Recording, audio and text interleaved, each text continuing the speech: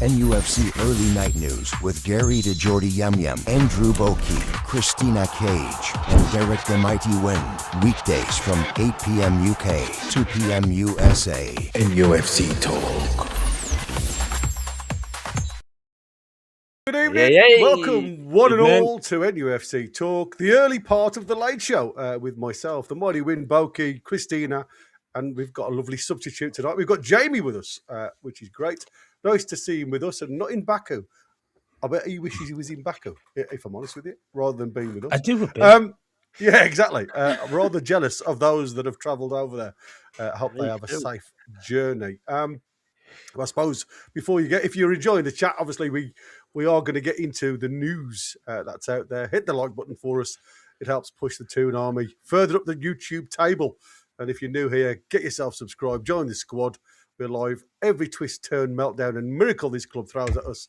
Stick around and be part of it, if you will. And like I say, if you want to become on board and become a member, it's $4.99 for all the behind-the-scenes stuff. Like I say, the lads do some stuff for members only as well. Some cracking shows.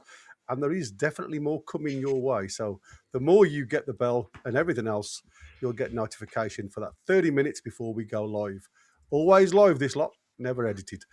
So again, welcome. On that note, the chat is now open to everyone because it was just for members for the previous shows. So it's now open to all and sundry. Subscribe. You must subscribe, of course. Subscribe and of course, yeah, of course. That's all we ask. The chat.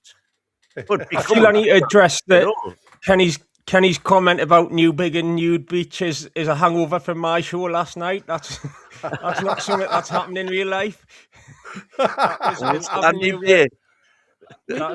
cannot control the avenues the chat goes off in. You all know that very, very well. Absolutely. It's literally them sand dunes. You've got to be careful where the sand gets. Listen, obviously we've just had the fifth round of the FA Cup drop upon us. And it's typical Eddie Howe and Newcastle's look to face Manchester City in the fifth round, where all the other big hitters in the Premier League seem to have got off pretty lightly. Comments, gentlemen and lady. Mighty Win, your thoughts on Manchester City in the next round? Well, my thoughts were put fairly bluntly in the forum, of course, which we can't quite do here. No. But, when, in any shape or form, on any planet, anywhere, when is Eddie Howe's look going to change? When are the gods going to give him a break? You know what I mean? As Brokey said in the chat preceding mine in the forum, you've got to beat the best to be the best. If you think we can be the best instantly, that's fine, but we can't. It's going to take time. So, let's get beat off them in the final if we have to, Or let's beat them. Well, in the exactly. Fifth round, and then they can't be there in the semis I'm or not the final. off 90 minutes is anybody can win, but it just seems that it's just pylon after pylon after pylon with Eddie and his cup draws. Yeah, I'm like Tony in the chat there. I sat down having a cup of tea. What Mrs. had just come in from work, and we're having a chat. And she says, "Oh, what you watching?" And I says, "Oh, the FA Cup draws on." And she says, "Oh, who you going to get?" And I says, "Well, knowing our luck, it's going to be either Man City or Liverpool away." We got it at home at least, which is the lucky part. Boki, what's your thoughts, mate? Chelsea away again. Yeah, or Chelsea, yeah, exactly. Boki, what's your thoughts, bud? I mean, we've got to remember we've beat them once this season at home, so it's a one-leg tie, this one, so we have beat them at home this season. Hopefully we'll have a few players back by then, so we've got a better squad to go at them with. The only thing that I'm worried about is we could potentially play Man City 7 times this season and them knock out the 3 cup competitions. Yeah. If that happens, that's going to be a quiz question for the next 20 years, 30 years, isn't it? It's got to be a record. And it's going to be a quiz question that you're going to, every time you hear it, you're just going to think, oh, God, how was our luck that season? Yeah, it is crazy the way these draws seem to come up us. Christina, what's your thoughts on Man City? I know you're very optimistic. You always are. very glass, well, 3/4 of a glass full, never half glass full. What's your thoughts, Bob? Yeah, I mean, obviously it's going to be a difficult game. It's the most difficult game you could have got out of the 5th round draw. But, you know, another way to look at it, as in the 5th round, is there a chance that Manchester City might, I mean, I'll put this in inverted commas, play a weakened side compared to what they would in some of the later rounds? And if we're going to win this cup, we are going to have to beat, you know, a Man City or a Chelsea or one of the big teams eventually. So why not in the 5th round? It's a home game, which gives us a bit of a chance, more than it would be if we were playing at the Etihad.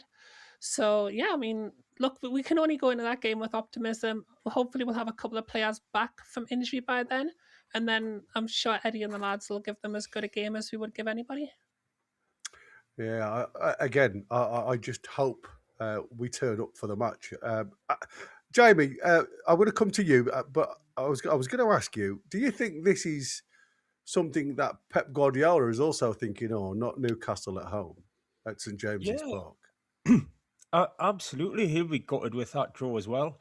To be honest, my initial view was, well, I said last night, we could really have done with a soft draw like Arsenal got, or one of the non-Premier League teams at home, just because of the amount of fixtures we've got.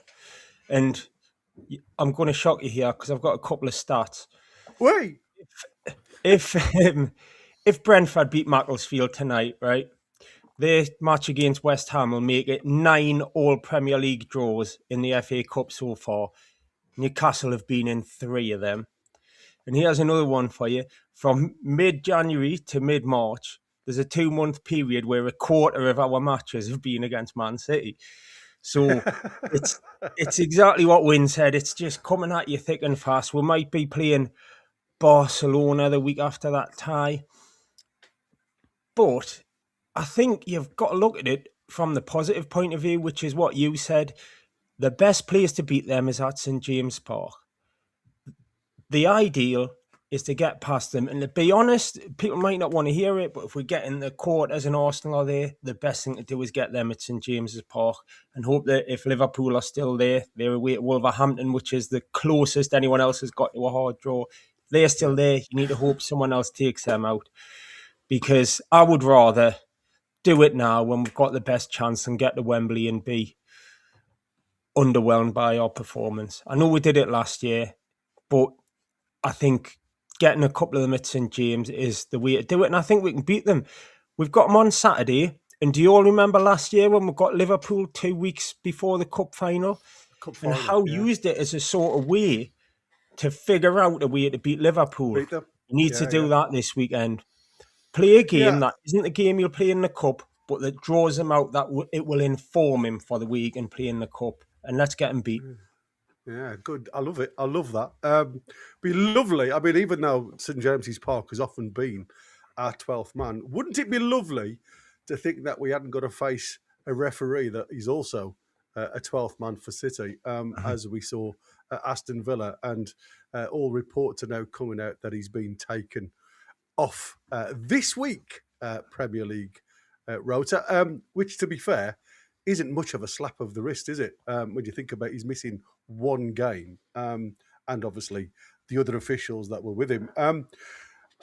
It made me think, because lots of people now are talking about how crucial VAR is.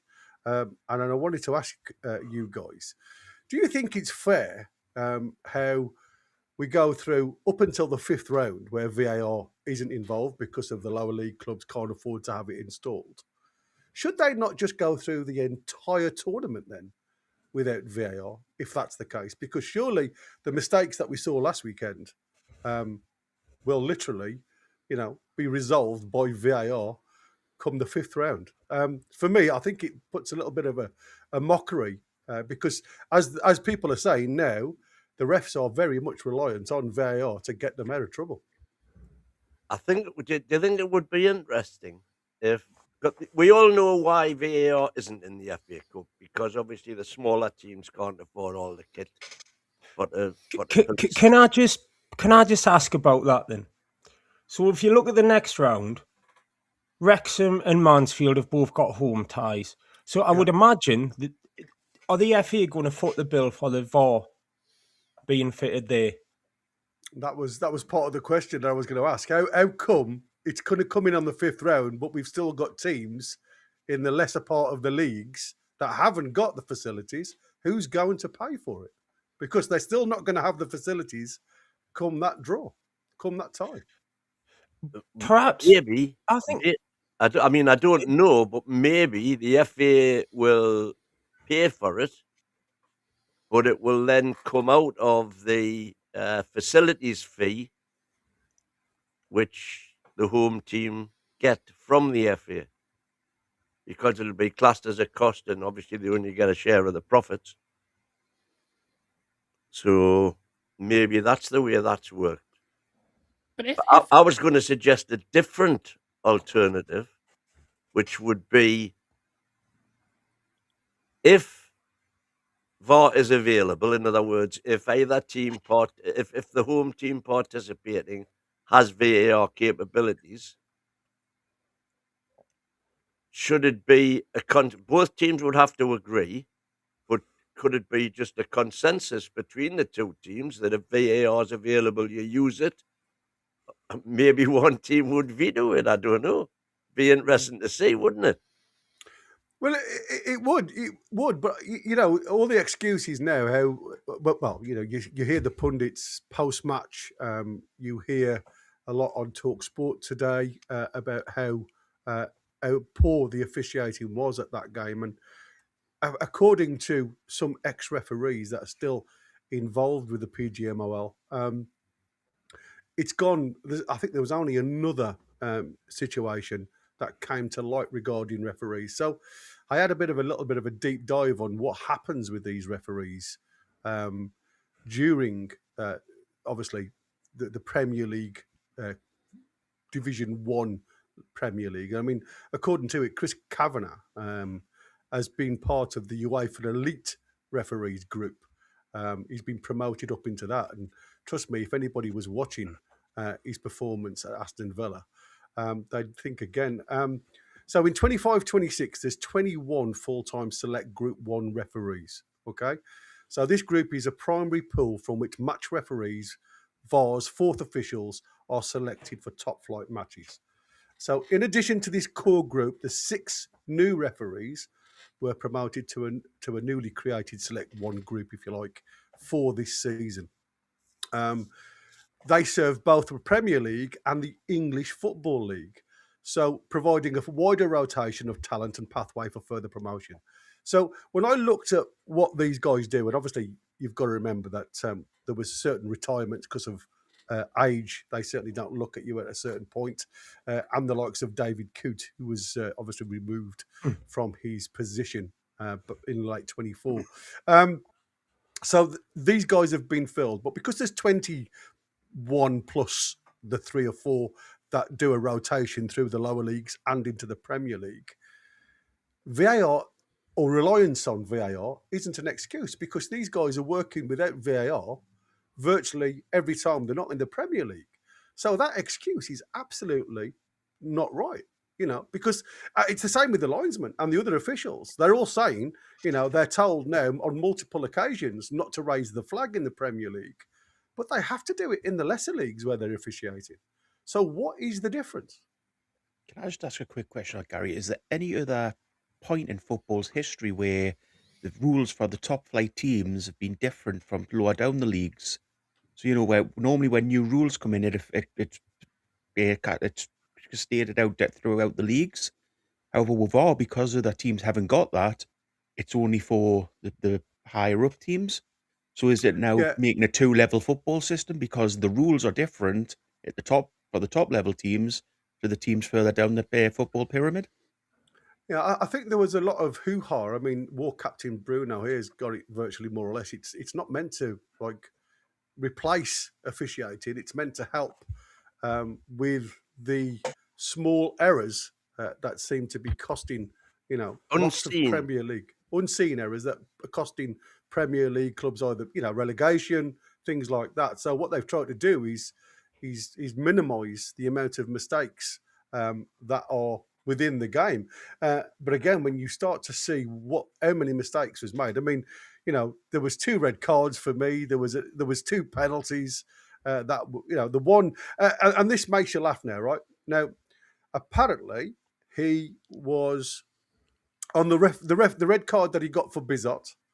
Now, Aston Villa, because of the way the official has recorded it, can go against it and say that it was a wrong red card because of where the positioning was of the player, which was Murphy running onto the ball, and our defender who would have got back to stop a clear goal scoring opportunity occurring. So they can actually now go to the officials and get that red card back to a yellow card. I think I'd rather, if I was Villa, be suspended, if I'm perfectly honest. But in regards to that, could the FA then go back and retrospectively give him a red card for dangerous play? Well, that's what it's depending on what Kavanagh's put in the report, and at the minute, what is being read is that it was stopping a clear goal scoring opportunity. If he'd have put he was sent off, which is only a 1-match ban, believe it or not, so he would only be missing this weekend. Well, no, it would be the FA Cup game, wouldn't it? It wouldn't have been a Premier League game. So how does that work then? Is it the next Premier League game? I think it carries over to the Premier. Does it carry it? He must do, because I can say that it wouldn't be until next season the FA Cup. That's if he's still at the bloody club. So in that instance, if they go in there as violent or misconduct, as in it was a violent tackle, then it could be 3 games or up to 3 games. So again, there's lots of ex-referees are saying that they've left the door ajar for this to be overturned, which again just doesn't surprise me in the least, the way our luck and the rest of the Premier League teams seem to be getting away with stuff. Let's get on to Eddie Howe then, and the journey. I'm going to say, I don't know when the lads will have gone. Do you think they'd have gone sometime late this afternoon? As it's a 5, they'd have had a bit of training this morning, do you think? And then flew out there? Because was it 6:15 on Wednesday, the kickoff? I believe that's the case. I think they've gone and they'll train on the pitch tomorrow. Yeah. Eddie Howe has been speaking before, obviously, his presser tomorrow. And he has come up with some information regarding how he reflects on his Newcastle time, if you like. And he seems to be very positive in the way things are going. He's turned around and said, on his time at Newcastle United at the club, prepares for a pivotal Champions League playoff against Karabakh. Speaking the UEFA's official media, the head coach described his 4 years and 3 months on Tyneside as nothing short of transformative. Asked to sum up his tenure so far, Howe said, exhilarating, I suppose, is a really good word to use because it has been an incredible time. I have enjoyed every second of it. It has been overall a lot of success, but at times you're on the edge because it's such a demanding club in such a positive way. There are high expectations here. There are high demands set upon us to achieve success and to keep winning, which is a great thing, and we have really tried to respond to that. It's an amazing club to be part of and to manage. We consider ourselves very lucky. It is an exhilarating, and I hope that remains the case. Great words from Eddie. Obviously, now fighting only on 3 fronts, but it's still fighting. And I must admit, I was quite surprised when I saw how many times under Eddie Howe, when he's 4+ years at the club, we have gone beyond the 4th round, because before that, you have to go back a few years. I mean, it was in 2018, 2019 was the last one we reached the quarterfinals. There's a run of 14 years under Mike Ashley where we didn't make the 5th round, which is disgusting for a club like ours. Yeah, I mean, I went back as far, I think it was 2004, 2005. And like I say, there was only twice under other tenure. I think one was Benitez. and I think the other one was Pardew, if memory serves me right. I'm not sure. Where we got beyond that one. So, like I say, I think, like I say, if you think of when he started, we went out to Cambridge, wasn't it, the 21-22 season? Then Sheffield. Sheffield. But after that, we have reached, we've gone far, quarterfinals, and obviously fifth round in both sides. Well, hopefully we can get beyond the fifth round, but on this one, but who knows? But he's certainly done well under that one. And like I say, the lads are flying out to Karabag. Regarding the team, there's still really no news come out of yet regarding what team could be out there with Eddie Howe. Do you think we might see the likes of Miley come back?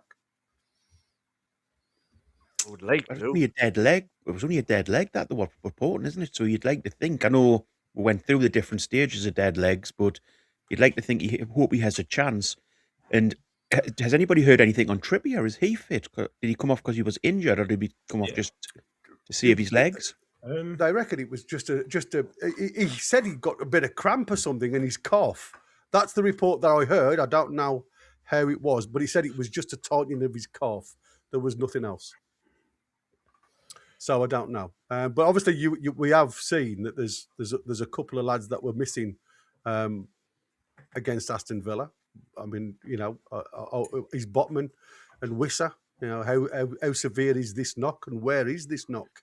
Is the question. Is it anywhere near his knee that he's just returned from? Because, like I said, the word is Botman maybe, Wissa no, Miley maybe, and I can exclusively reveal on this show that my mate bumped into Joe Linton on the school run, and he said he hopes to be back for this game. That's true. There you go.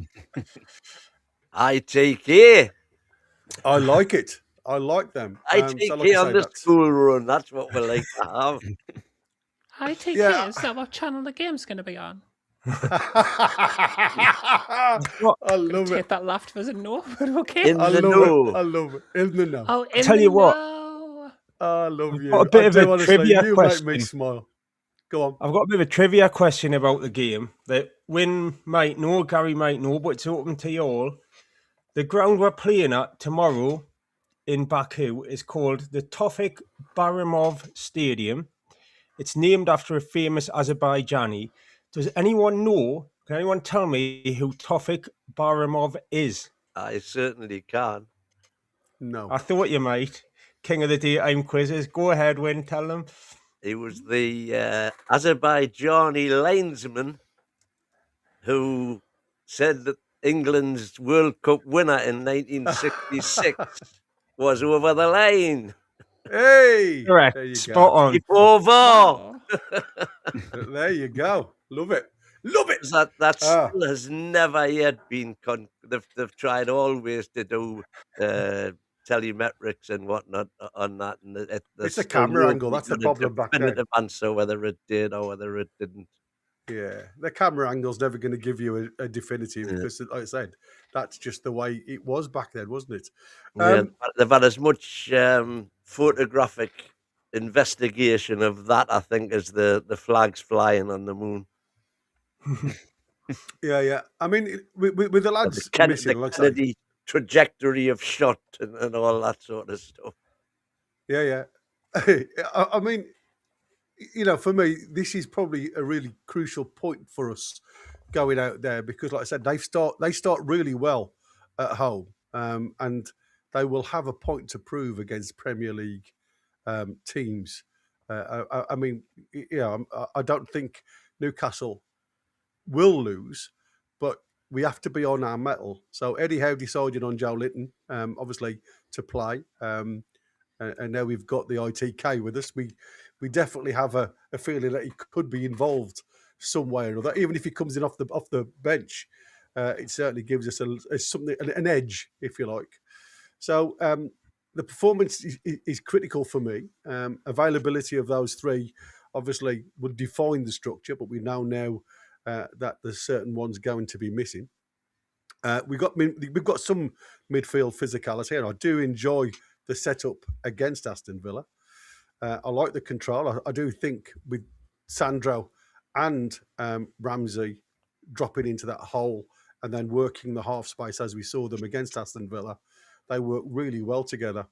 Do you, out of this game now, do you think it'll be a case of keeping it tight going out in Karabag? I mean, we'll talk more tomorrow on the Karabag situation, but do you think for Eddie Howe now it's about limiting any more injuries and just maybe getting more rotation out of some of the players?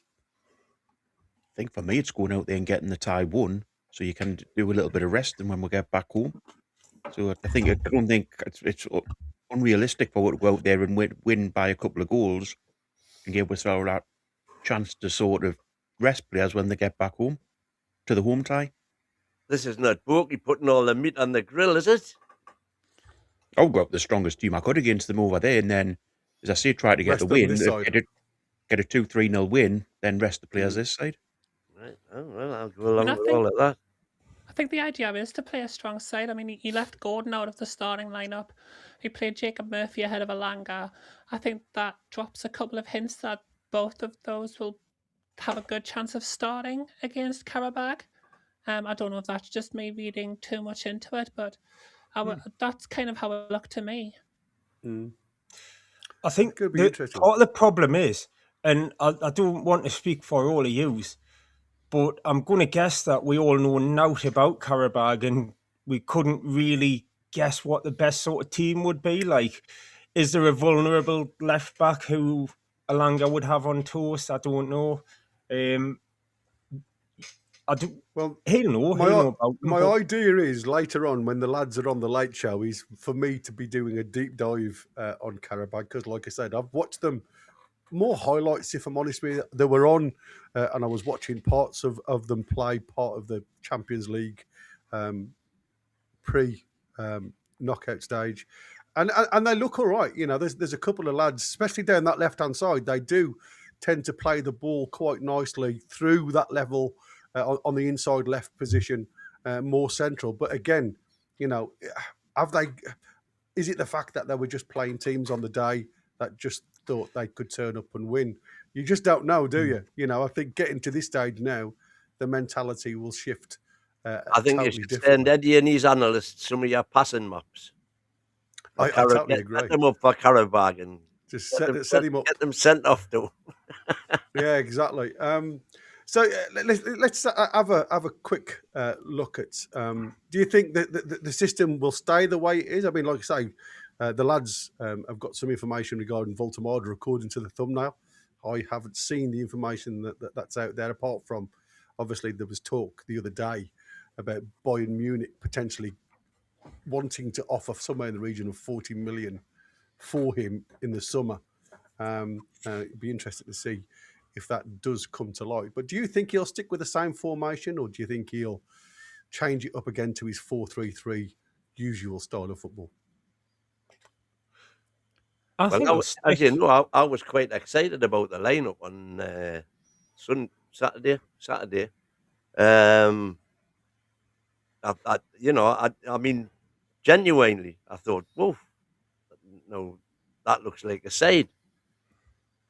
My only reservation at the time was I would have had a Langer on instead of Murphy, but that was by the by. No, and I think we saw that it worked.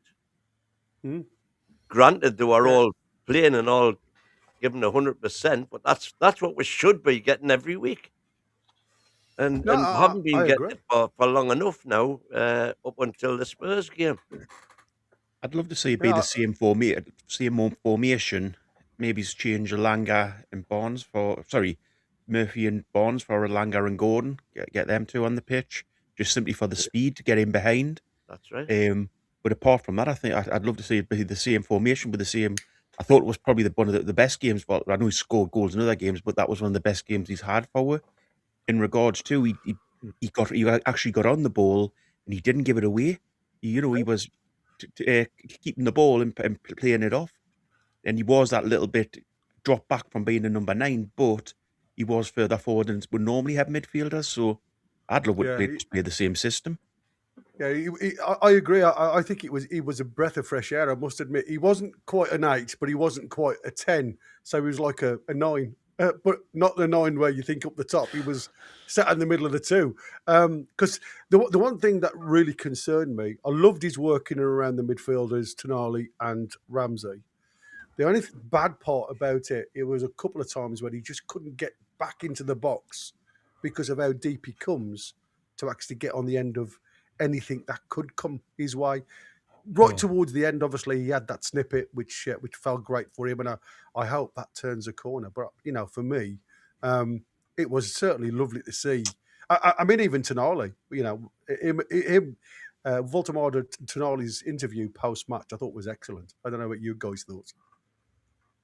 Yeah, comes across as a great kid, doesn't he? And I think what you've got to do as well is he's got that goal, his first goal in 14, 15 games. You've got to play him again to give him that bit of confidence. My personal bet would be that he'll take out Asula and Murphy and bring in Alanga and play Gordon through the middle. And I think that'll be enough to fettle Karabag. But I think you let Woltemade's confidence grow. Again, he had Andre Onana following him about a little bit on Saturday, didn't he? Which is a difficult player to have standing on your toes. And I doubt Karabag have got anyone of that quality. So he might get a little bit more space to get forward and get into the box a bit. So, big hopes. What did you guys think then? Do you not leave Asula in against Karabag to try and get some confidence in the lad? I probably would. I quite like Asula as a player, and I know he's very unpolished, but I think with Woltemade behind him, and especially if you're bringing like a Langer into the game, and if you're potentially playing Gordon, maybe resting BANS, I think Asula would maybe have a few more chances created for him by the likes of a Langer. And I think with Gordon's ability to run at players, it might open up a little bit of space for Asula. And a couple of games in a row for him can't do his confidence or his calmness on the ball any can't do that any bother. I think it would definitely be worth giving Asula another chance. I would definitely start him still. Yeah, I mean, I think Guy is far too important for the because he had the chance there on Saturday, especially against 10 men, to show anybody, look, I'm the business. I can do stuff, and for me, I call me out to please, but for me, he just didn't do anything really. Yeah, didn't stake a claim, did he? I mean, he doesn't have a lot of... Not for me, he didn't. And I wanted him to. Like I say, when I saw the lineup, I thought, oh, get in. There's a chance for him. And sadly, he just didn't seem to grasp it at all. Is it not a little bit unfair? I think it was said in commentary, didn't we? It was about 10 minutes before he touched the ball. Is it not a little bit unfair how we treat Asula different than we do Wissa and Woltemade? When they've been playing up front by themselves, we've tried to justify the fact that they've not been getting on the ball by the rest of the team not playing to their style. But when it's Asula, it's just automatically he's not good enough. Which, I mean, he's probably not. But I'm just saying, are we treating him different than we do the other strikers? Because it's been the problem all season, the players up front not getting the ball, and it was repeated in that game as well. Plus, there's an element to that. Go on, sorry. Plus, other players who have came back from injury. I mean, we've seen even with first team players, it's taken them a game or two until they've kind of found their stride again. And Asula, I think, has got about 65 seconds of football in him this season. So I think if we're going to get anything out of him, it's going to be worth giving him another start, even if it's just for the first half and just to give him a run out there. I agree with Boki. I don't think that's a rarity, but I don't think it's fair to judge him based on his first game back and the first actual start he's had for us in forever. Yeah, he's been away for a while. I'd go back to Boki's point about how big a favour we could do ourselves if we can settle this tie out there. And I think by playing your more established players, if you can do that out there, Asula gets a chance, I would say, in the next couple of games, Man City away, which I would as I said earlier, I would be very reticent to go full on in and keep powder dry for the cup game. And then hopefully the second leg, we can have a bit of a cakewalk at St James. I hope that remark doesn't come back to bite me. But so you can get a couple of games in for him there. But I think it needs to be as professional and to the point as possible going into the game in Baku and try and put it to bed. And just to address Kenny's point as well, while we're on, my mate did see Joe Linton last week. It is half term in Newcastle. He asked him if he was fit for the Villa game. He said probably not, but he's aiming for the trip to Karabag. Lee Magsy saying, "What's a yam yam?" A yam yam is where it's a man who goes into farmyards and makes friends with sheep. Next question. It literally is just where I live. They just call us yam yams. It's because yam going there and yam going over there, type of thing.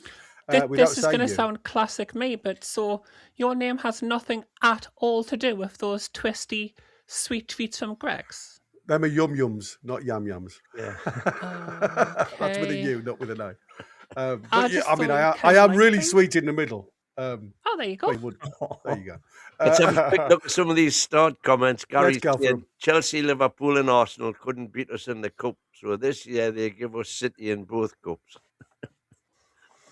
Tracy Goss, you got to do what you got to do, but you couldn't make it up if you tried. Mansell Hansel, corrupt FA, absolutely shafted us, didn't get the result they wanted against Villa with those corrupt officials, so they rigged the draw. Let's make them even more upset by beating Manchester City. Lamb, yes, VAR does come in round 5, indeed. We turned over Villa 3 weeks after losing to them. We can do the same to City, says Magpies. And Gavin back in. When was the last time you said to yourselves the ref had a good game? Start of last season, maybe? No, in fact, I think we've probably, certainly a couple of times I can remember in commentary when we've commented on what a decent... I'll tell you the last time. When we beat PSV, I said the ref had a good game. When we had the German ref and they brought him to the screen for a stupid VAR call and he said, don't waste my time. I'll have that man every week. Yeah, I totally agree. Yeah, a yam is a tatty. You're absolutely right. Monkey says VAR should be there to show the refs blatant stuff they missed, not spend 7 minutes looking for a pube offside. That was something I was gonna. Well, I mean, not the last bit, but that was something I was actually going to bring up before when we were talking about the VAR and how it doesn't come in until the later rounds because the lower league teams can't afford it.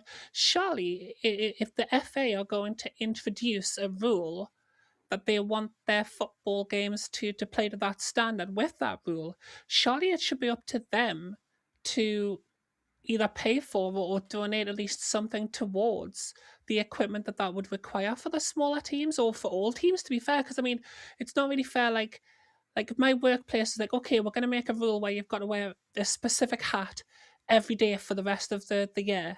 It wouldn't then be fair to tell me to go out and buy that hat. I think part of it's down to the size of the grounds as well.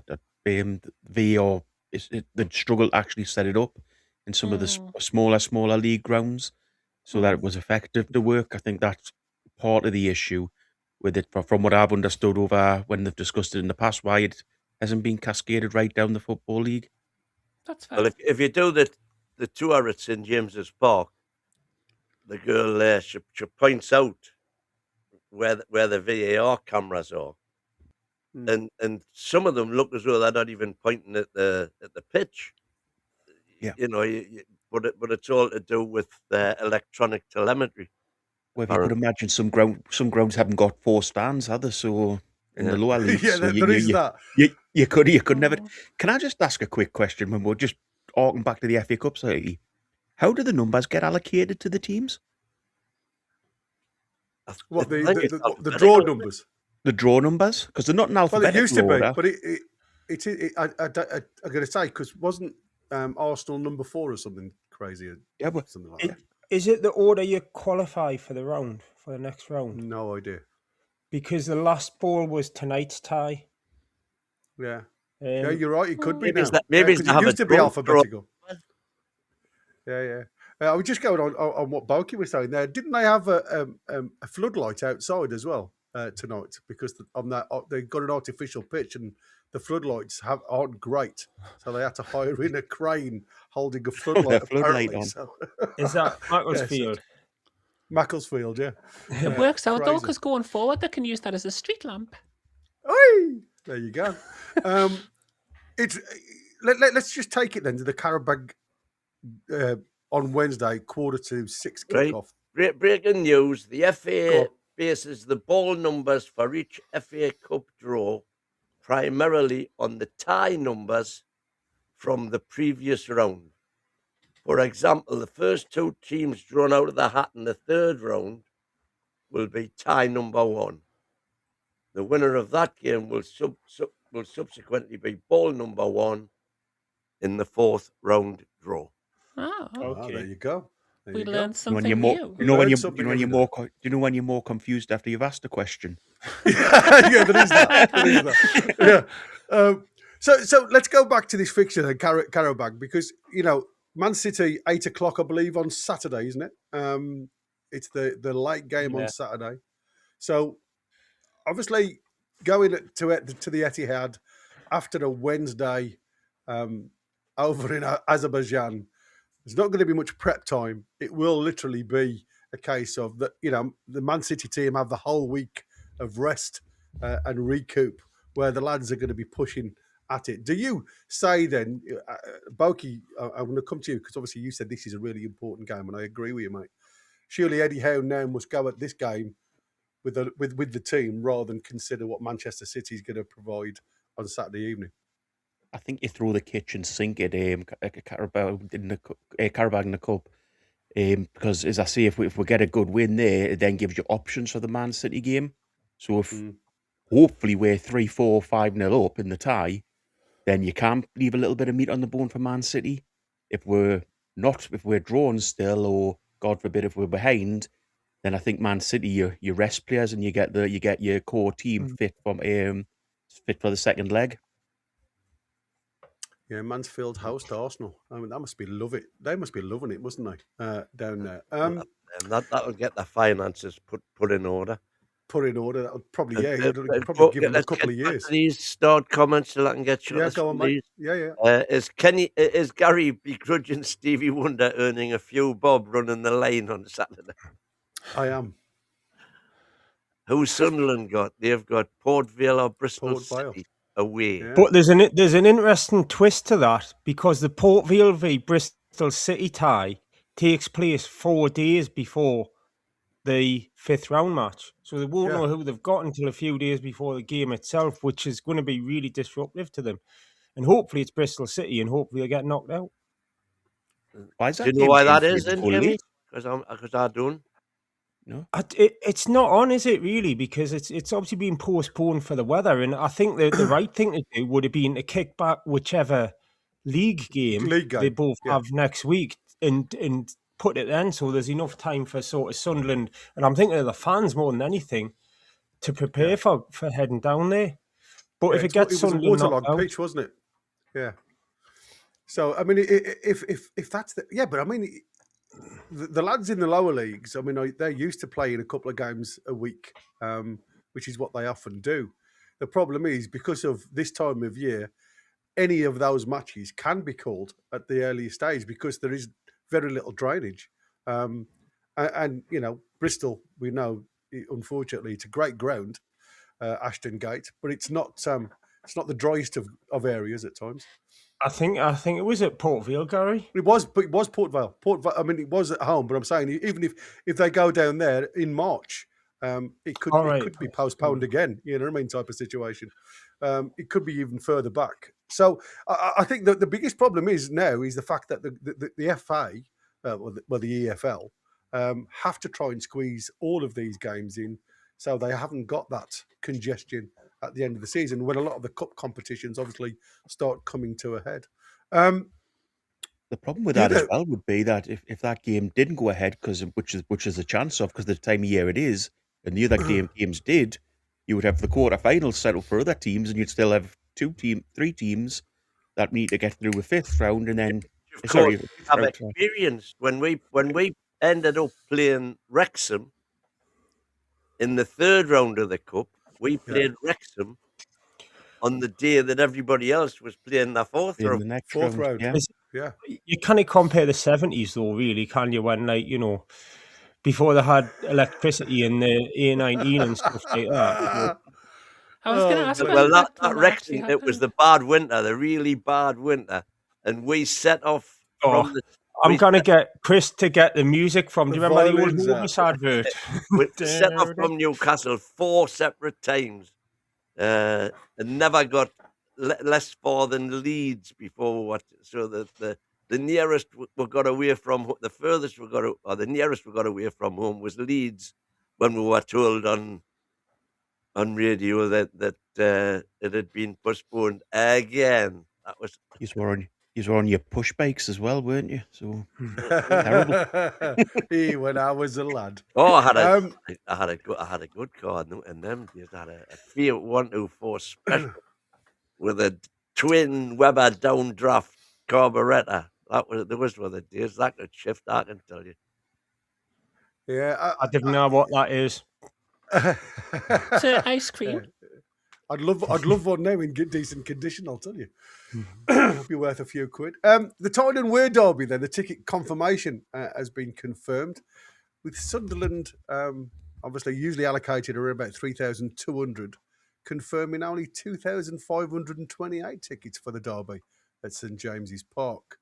Does the derby now carry more pressure because Newcastle are expected to dominate? Obviously, we lost at the stadium of you-know-where. Now we are pushing on, and this game, I think we saw the noise and heard the noise from that loss against the Mackhams. This carries a lot of weight for Eddie Howe and the lads at St James's Park. I think that's what puts the pressure on for this game, is the fact that they lost the last one. I don't think Newcastle were massively expected to beat Sunderland. I mean, Sunderland are having a fantastic season, but the fact that they lost the first game against Sunderland this season and lost it in such a poor fashion, I think that's what's going to put the pressure on this time. Can I just ask a quick question on them away fans, Gary? Is that a police decision, or is that just No Sunderland idea. I couldn't was sell going to the ask you tickets? guys. No, I was going to ask you a guys. retaliation decision, isn't it? I think the decision was made before the first derby, because we only got 2,500 down there, and the same up here. And I believe it's related to the sort of physical makeup of the areas where the away fans are housed, and it's a bit easier to segregate in one stadium. And they just sort of said, well, we'll do the same at both. Fair play. I was going to say, do you guys know any reasons why they've not been allocated the full 3,200? But there you go. You've told me. That's cool. But is this like more of a psychological? There's not enough cheesy chip sellers over here for them. So for Eddie Howe, then, is it more of a psychological battle? Like if you look at Howe's tenure under managing Newcastle, we've not had many derby games, apart from the cup game where we beat them. Losing this one, do you think this is more of a psychological issue for Eddie Howe now to go and prove the point and get that statement performance at home? I think you'll want to do that, but would it surprise you lot very much if I was to say derbies don't have that much effect on me now? We are just so much better than Sunderland. I mean, you turned your Eddie out last time, so I would be a little bit surprised if you said that. I didn't turn Eddie out after the Sunderland game at all. Was it not after the Sunderland game? It's just a Premiership away game, and there's no easy Premiership away games. My and apologies. Yes, I hate Sunderland with a passion, but it's not the derby that it used to be. I don't feel that way just because we are and have been historically so much better than them. Is that because you're getting old, though, that you just don't care anymore? But in regards to that game, I think a lot depends on where we're at. If we're still in the FA Cup, if we're still in the Champions League, then you know you go into that game and it hasn't got the pressure on you. If we're out all the cup competitions, then it's a hell of a game for Howe. Then he's got to win it. Then if we've progressed in the cups, I think he could be almost forgiven a loss. Wasn't it Ruud Hullet who said that it's not even a real derby? Oh, I mean, that went down well at the definitely a time. real derby. There's no I was doubt going to about say, that. And I'll be gutted if we'll, but especially as I say with the last one, my anger at the last one was just the fact that none of the Newcastle players seemed to give a toss. That was what really annoyed me about the last one, not the yeah, result necessarily, just lost but the the gloss, fact didn't it? that Completely. players just did. I don't think you can be condescending towards Sunderland because you've got to bear in mind we're above them on goal difference at the moment. I don't think we're that much better than them this season, and it's one of those head-to-heads that could make It's the a leveler, difference isn't it? in terms of the ambitions of what we want to do. Because I think Borky's right; it's a big game in the FA Cup against Man City. If we get past the Carabags, there's a chance we play Barcelona in the Champions League. It would be no disgrace to go out in both of those ties, and then the full focus has got to be chasing a European slot in the league. So that becomes a massive game in the context of the league as well as the I believe. derby, but as Absolutely. well as the pride at stake. I think it's a huge game. By contrast, if we do get through in either of those competitions and we've got something else on the go, it can add a real element of feel good, I think, if we beat the Mackhams and what it could do to us in the table. So yeah, big match. Yeah, that's that was given the high-profile nature of the match. Newcastle United conducted a detailed safety assessment, which concluded the balcony seating should be closed in the away section of the Leasy stand. There you go. That's according to Monkey. And then this one, this measure intended to support effective segregation, enhance fan safety, reduces the away allocation down to that number, as you said earlier, Jamie. So thanks, Monkey. That's clears that one up perfectly for me. Sandro's come out and broke his silence. He spoke publicly about his fondness and relationship towards her, and that seems to be the dressing room narrative now, doesn't it? I mean, we heard that Bruno sat them all down and gave them a little bit of a telling off, telling them that they all got to literally pull their socks up. It's about loyalty, it's about alignment regarding their technical ceiling, if you like, and they've got to start producing what they have regarding technical ability in the games. So do you think, guys, that this is fully reintegrated Tonali as that midfield conductor in the absence of Bruno? Well, he certainly had his best game for a long time. And, it proves we can win without Bruno in the team, which is a massive thing in itself. Yeah. Against a good Premier League club away. All of these factors build in to just how good a performance that was. And bear in mind, as I said after the show on Saturday, we could have won that game 6-7 out. And it wouldn't have been a miss, a travesty of a scoreline. That's how good we were. Yeah, I mean, listen, I've seen, like I say, my post is a Villa fan, and he shook my hand today and said it was a well-deserved win. But there's lots of people on social media go the other way, and they said it was nice to see Unai Emery put his reserve team out against us. Yeah. So like I say, you can see it from both ways. But, for me, I like the fact that there seems to be, there was lots of rumours and there's been lots of speculation regarding Tonali and his future at Newcastle. Lots of stories come out saying that his wife, post-birth, wasn't happy anymore in the Northeast. She wanted to go back to her family in Italy. And again, we all know how tough it can be when you're a new parent with a child. I mean, I know there was some laughter in the chat the other day when I said, if you're that way inclined as a father and you approach fatherhood the right way, being your first child, it can take a hell of a lot out of you emotionally, and you don't always bring that head, your mentality, if you like, because you're still in a bit of like cloud cuckoo land, to the most important point, which is where Eddie and all of us, if you like, had seen a bit of a drop off in his performance. But I wanted to ask you guys, does Eddie Howe deserve a little bit of credit for managing that situation internally? Because, like I said, apart from what we heard snippets with his agent, and I would imagine that has probably come from a third party, i.e., his agent, regarding the leak with the interest or him being advertised as available to Arsenal and obviously Juve. Do you think Eddie Howe's done well to try and put a blanket over that and just get on with the game? And we start to see the benefits and the fruits of the labour if Tonali continues that performance.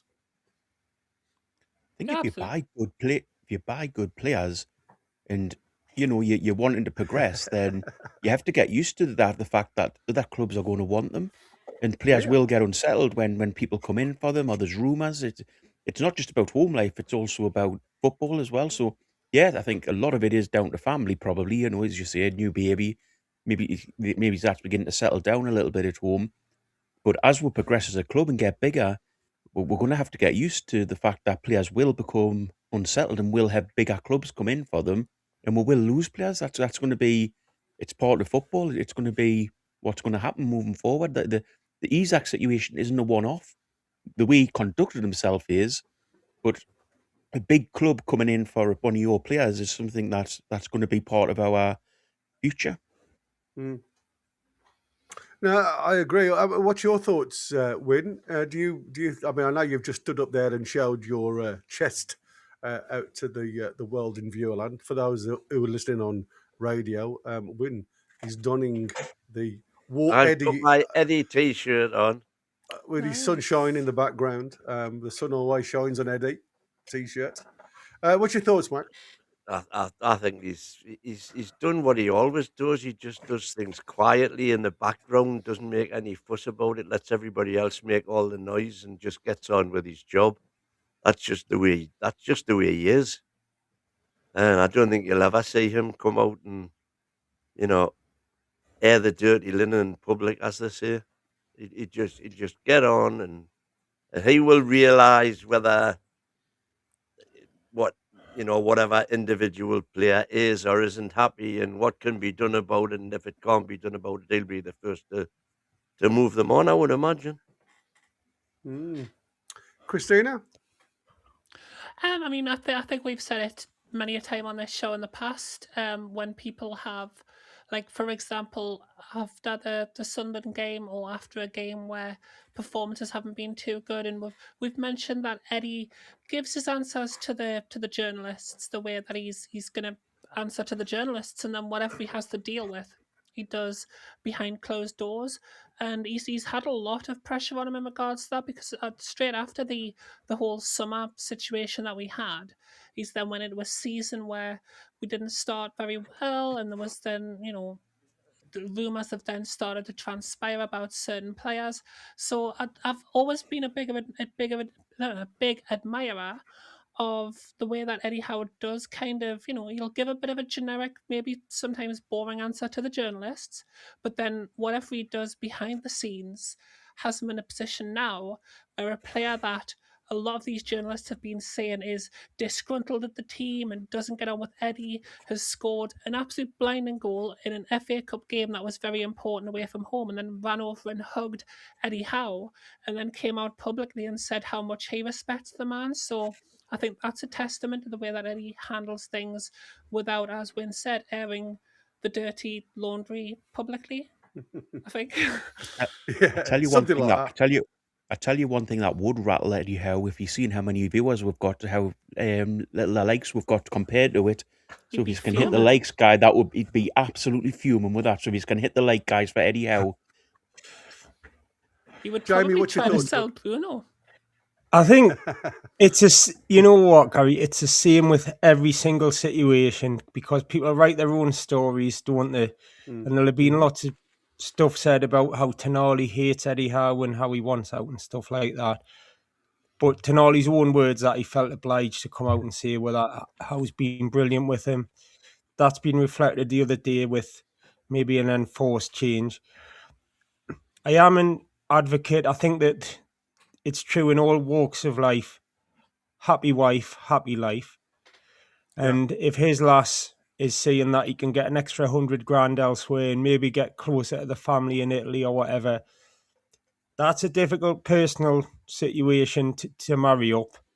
Depends what takers are out there. And I think there's a difference between Tonali being open to a move for personal reasons come the summer, which might benefit all parties if we get the right amount in, and Tonali being absolutely furious and unhappy and spoiling for a move. And I think it's wrong that people choose to concoct that story based on little bits of gossip and made up stuff on Twitter. Yeah. As I said, the one thing that cannot be allowed to happen is for this to turn into an Isaac situation where the club where the no Tonali wants to go and the club are saying no, yes, stay. Yeah. That's the one thing that cannot be allowed to happen. If he's going to go, he goes at the start of the window. Everything's done and dusted. We've got the money in the coffers. We know what we can do with it, and it just we've got to avoid another situation like that. Difference this year, I'd say, win is the World Cup, and the fact that transfers tend not to happen during the tournament, and there's a little bit of gamble as well. I know Italy haven't actually qualified exactly. yet. Come on, Wales. But don't say that. You'll make Tonali not like you. Oh, come on, Northern Ireland first. If he goes to that tournament and has a blinder, that puts 20 million on his tag. Yeah. You know, if you sell him before the World Cup, whereas arguably if you sell him after it, is it getting a bit late on? But a lot of the business, I'd imagine it'd happen afterwards anyway. I'd hope we make a start before the World Cup, but you might want to see what happens. I have a feeling what you have to hope is Wilson's got somebody lined up. So, you know, he's already got somebody there, and potentially we're saying Tonali's replacement before we sell him. Because we've certainly got to become more of the Brighton model, haven't we? Yeah, we're not going to be in a bad position if we buy somebody for the midfield that's a great player, and if Tonali then nobody comes in for them, we've got a double whammy. You know, I'll ask you that question then.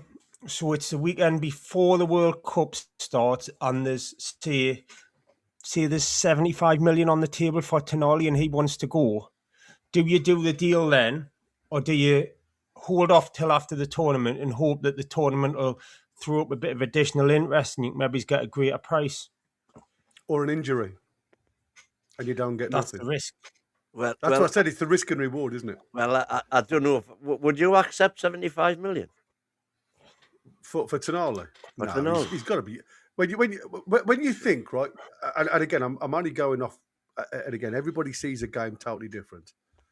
But according to a lot of pundits that they've all come together, they've put Tonali, and as of yet, we haven't seen that much of it, but they have put him down as the 7th best midfielder in the world. Wow. That's some accolade, mate. Yeah. Well, all that's I'm from saying... all ex-professionals that have all come together and they've all questioned who should be in that midfield across the globe. They reckon he's 7th in that. So 75 million for me is probably for 7th. Yeah, 175, and I'd take it. See 90 million then. See what you'd think would be a reasonable price. Would you do the deal before the World Cup, or would you hope to get more if he shines in the tournament? I would hope to get more even without him shining in the tournament. If he can get back to his best, I'm assuming he's going to get back to his best, which he did on Saturday. If he gets back to the player we know he can be, you're looking at 6 figures for me. Well, 12. Yeah. I think if it's I think on my view it would be if it's a foreign team coming from and it's 90 million, then yes.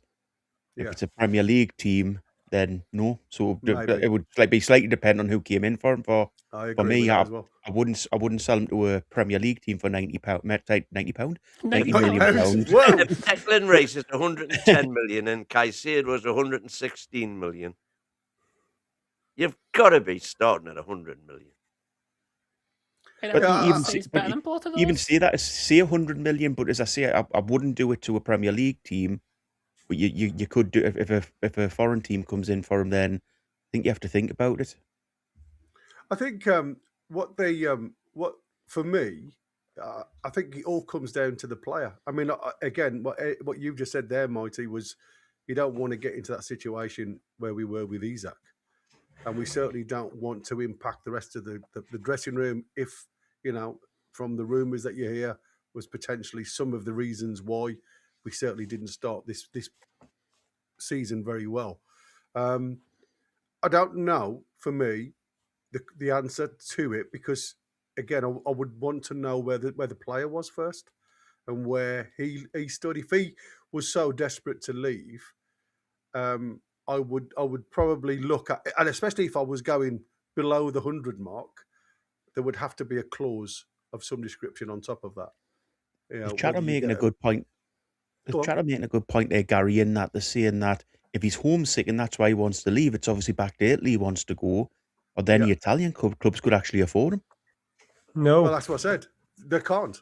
And that's why there's lots of speculation. Well, the Juventus can't. That's why they're saying about potential player exchange and cash. There's lots of players that Juventus are wanting rid of, in inverted commas.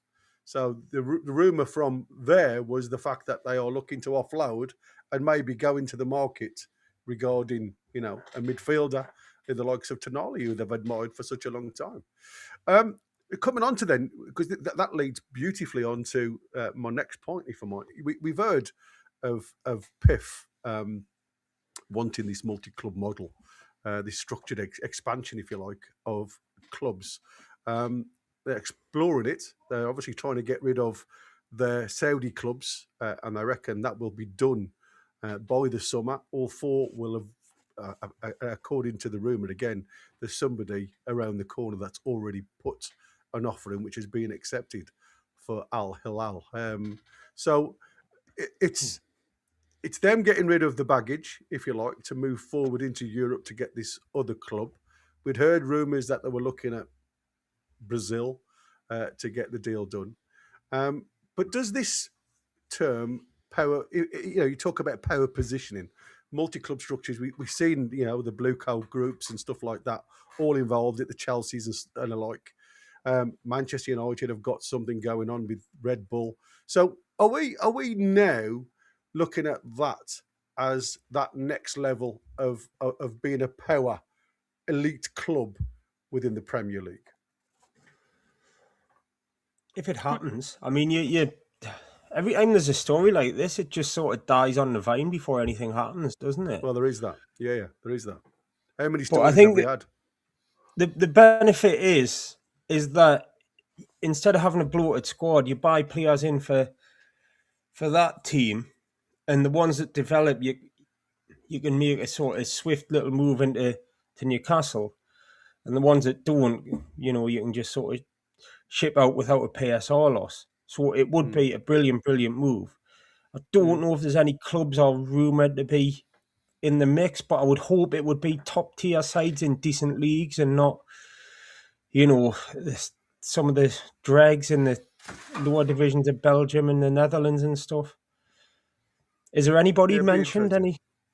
No, there's no clubs mentioned. I think they're trying to get rid of these four of their own that are in Saudi first, by the sounds of it, before they step into this multi-club adventure. I was going to ask you then, Wid. Let me ask you this one.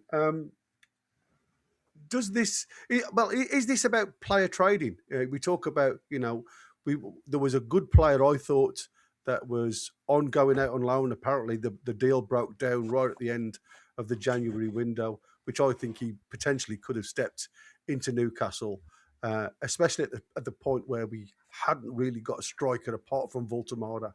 Wissa was still, for me, he's still probably a month away from being completely sharp. Does this help us then in that trading pathway? Or if you like, is it more of a global brand influence?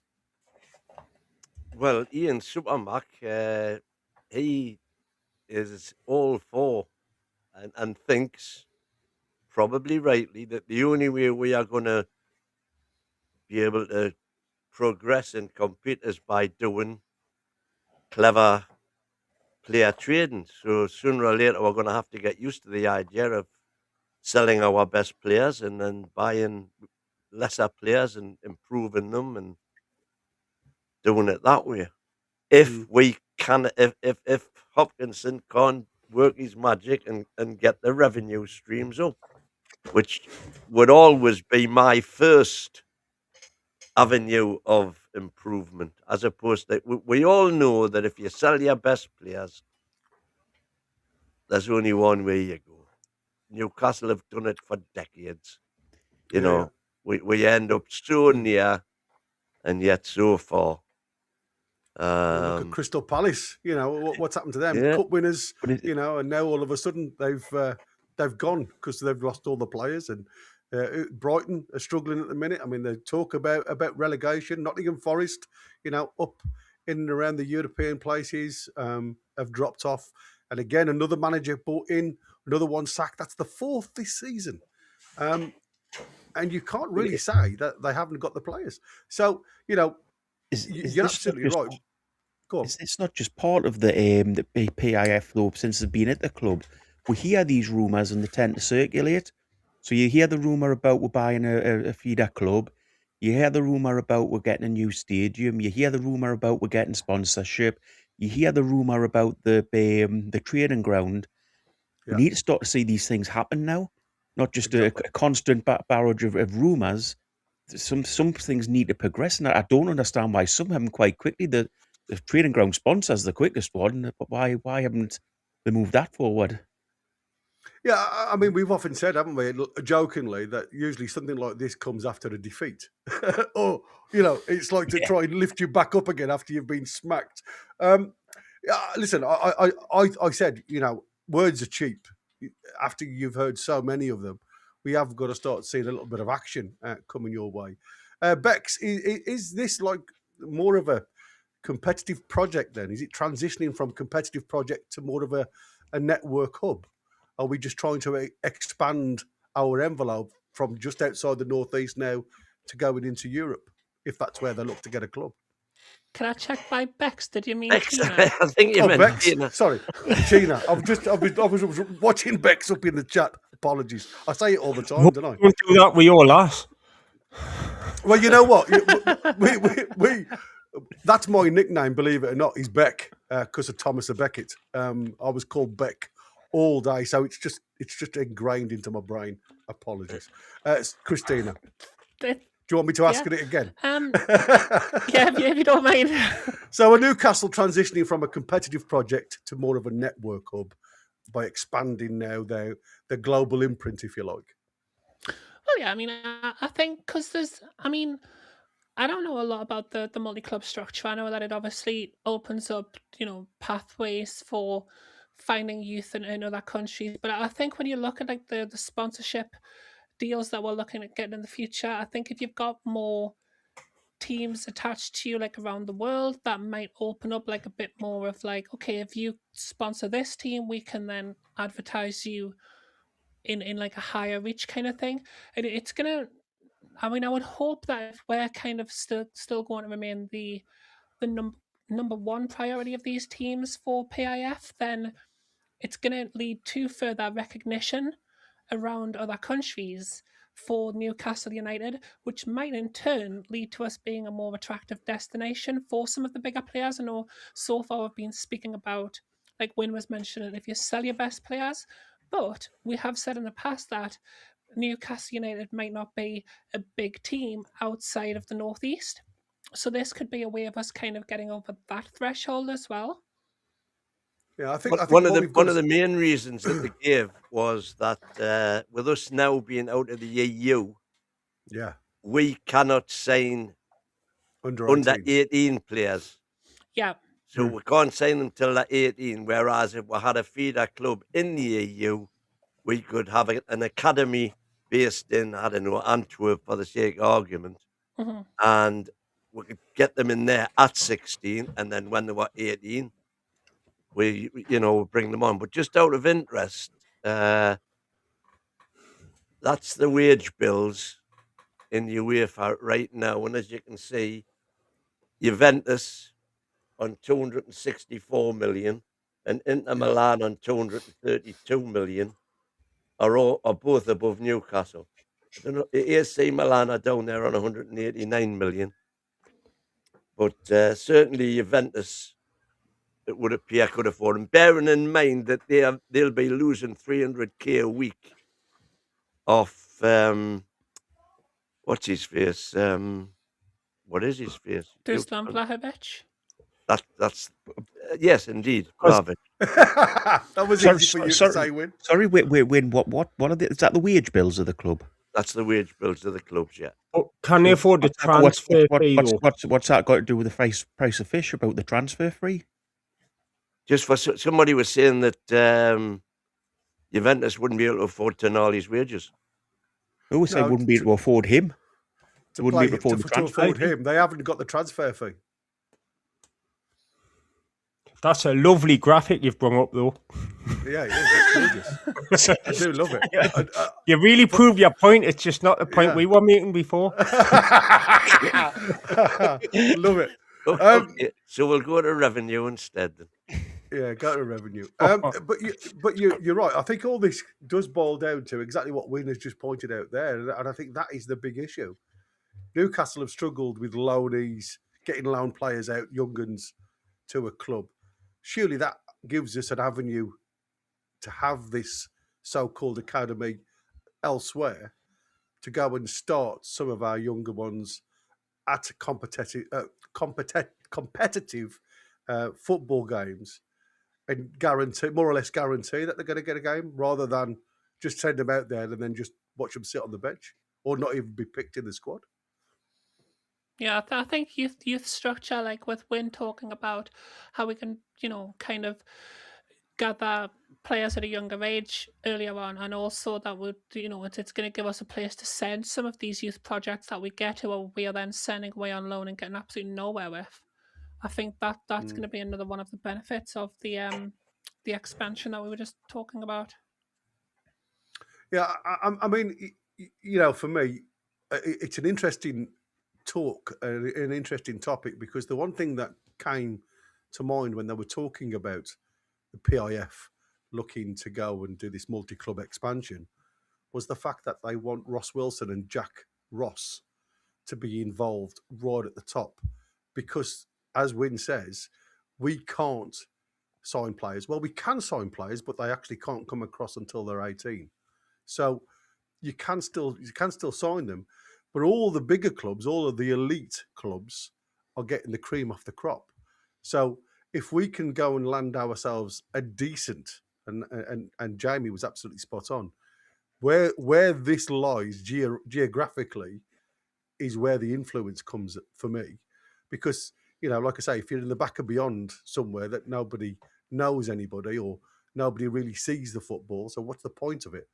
So I think with Jack Ross and Ross Wilson being involved heavily in this, and especially Ross Wilson looking at youth as being the way forward for Newcastle. When I say youth, I mean younger players, to try and drive that sellability, because that's the other thing, isn't it?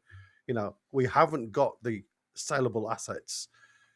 Even now, we've got the cream of the crop, but if you get rid of them, you've got to replace them. And as Boki said before, we have to be more or less 2 or 3 steps in front of that time when we say, no, it's the best time to sell you. You're not happy. You've got 2 years left on your contract.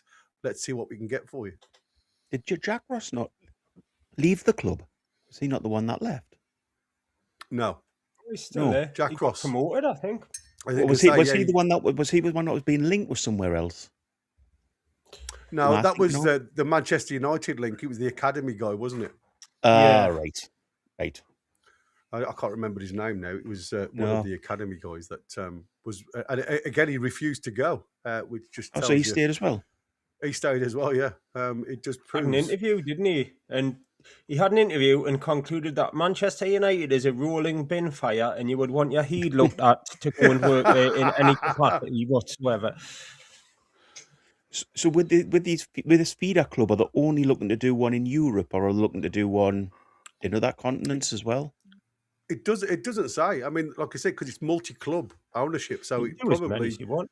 yeah, you can. The only thing it impacts is European competition, and that's where it can become a little bit sticky, as we've seen with Manchester United and there. Was it Monaco where they had issues? It was Crystal Palace got demoted because the owner had a share in. Jesus, I'm not even sure who. Was it a French team? Was it Nice? It was Palace and Nice, I think, but there was Monaco as well, where they were talking about Ineos had to move. Why? Yeah, because you had a little the trick Boris you can do. Marinakis, who he did his divested himself of the interest in the Greek team in time, but the Palace tried to do the same, and they missed the deadline by a day or something. Well, because it came last minute for them because they won the FA Cup, whereas Forest could see it coming all season. It sort of caught Palace on the hop. But the story is there's a bit of financial skullduggery you can do that, like where you basically put the team in the ownership of some sort of holdings firm that is blatantly you, but it pretends it's not. And then you can get around the European thing. The other thing is you'd probably be looking at buying teams that maybe aren't in a position just now to qualify for Europe. And hopefully they get better as a result of this deal. It's, mutually beneficial, but you're not in any danger of running into them in the Champions League just yet. The only worry is if one of them goes on a massive. Only worry is if one of them goes on a massive run and gets Champions League football, and we end up with UEFA League or something, and they take our players instead of us taking theirs. Yeah, and you're all right if you end up in different European competitions as well. Now that they don't bleed into each other. Yeah, it is an interesting one. We're going to go into the chat now and see what's in there. We're coming to the end of our early part of the show. The lads will be joining us very soon, so please stay with us. Kenny W. referring to an earlier conversation. Trippier came off to draw his pension. Harsh. Kevin Fuller, Howe didn't just win a trophy last season. He had to beat the top 4 first teams to win a trophy. And we may well have to do the same this season as well. We've already done Villa. Bring it on. Oh, gee, fuck. Is it me or does Woltemade have a small gate, as in straight? Thanks, fella. I don't know where he lives. But for a big lad, I thought he'd be more sleek, as in athletic, in a running motion. Great player, but looks strange when he's on the move at times. I commented that very same thing a couple of weeks back, I think, when he reminds me so much of Chris Waddle, who just looks ungainly and, kind of looks as if he's lumbering around, but somehow has all the skill in the world. Chris Waddle looked like a bloke who you'd pass when you're coming home from the pub in a taxi. With fish supper in one hand and a bag in the other hand. So it's... Don't throw away that carrier bag. We might need it for the second leg. Indeed. Carrier bag FC. Walty's vision is off the scale, though. He sees things not just because he's tall, but just his awareness, says Captain Bruno. Look, he has got an amazing skill set, though, hasn't he? When you Davey Eddie, I think it's a good thing the PIF buying other clubs. Man City's going to have a stake in 12 clubs. We should get some diamonds through the process in the future. But this is the thing. This is all, well down the line. As soon as we go multi-club, the league will change the rules. Oh, absolutely they will. We've changed the Ronnie rules every Trimble. time anything happens for us. Tonali can bring her mum and dad and sister to stay with him in the Toon. Why do they need to leave to be close to family? I do, Bruno. Indeed. Point. Well, is he seriously suggesting that Tonali invites his mother-in-law to live with him? Because I wouldn't wish that on anyone. What's wrong with Tonali's mother? Steady, James, you might be watching. Yeah, you never know. Gavin Fuller. So West Ham should have sold Boone. It's nearly impossible for new players to come in and have the impact that your best players have, even if they are quality. It usually takes time to settle. I wish we could have got Boone 2 or 3 years ago. I agree, Kenny. They need to expand. They need to expand the scouting. I don't know why they concentrate on Europe. Too expensive, and that is all your chat, folks. Brilliant. So just on the last furlong, if you're into the racing, before the lads come on, bless him, Connor does a lot of work behind the scenes to obviously give us information of the things that we've been talking about tonight. So VAR is mentioned. It's used from the 5th round because they will have less lower teams in the competition and won't have to pay grounds without it. Focus on later stages. The technology is implemented from the 5th round onwards, as this stage typically features a higher proportion of top-flight clubs and smaller, more manageable, and often better equipped venues, allowing for more consistent application. That's the reasons why they're implementing it in the 5th round. As Jamie's already said, the Chronicle are now reporting that J7 is the closest to return for the Karabag. Early rumours from Craig Hope is Gordon as striker tomorrow. That's from Craig Hope. Speaking about Joe Linton, Howe said in the build-up to the Karabag, he's desperate to get back involved, as he normally is, but that's a great sign for us. That means he's feeling good about his body, and he's very, very positive. And lastly, but not leastly, the teams that seem to be on the tongues of Piff are one in the Belgium League, believe it or not, and that's Zult Waregem, and 2 in the French League. We did. I'm going to say that rings a bell somewhere. Zult Waregem. When did we play him in the UEFA Cup about, I think when Glenn Roeder was manager, maybe, or Souness or something like that. Right.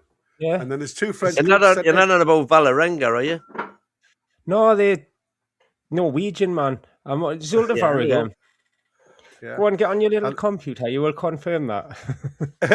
And AS Saint Etienne and Montpellier in the French leagues are the other Montpellier. teams. That'd be a great shout because they're in League 2 and you could build up a traditionally big club, and it's a great place to visit as well. I recommend. It's a lovely, lovely place. Yeah. So there you go. That is where they are regarding the multi-club situation. 2 very good areas to be putting your investment as well. I mean, Belgium.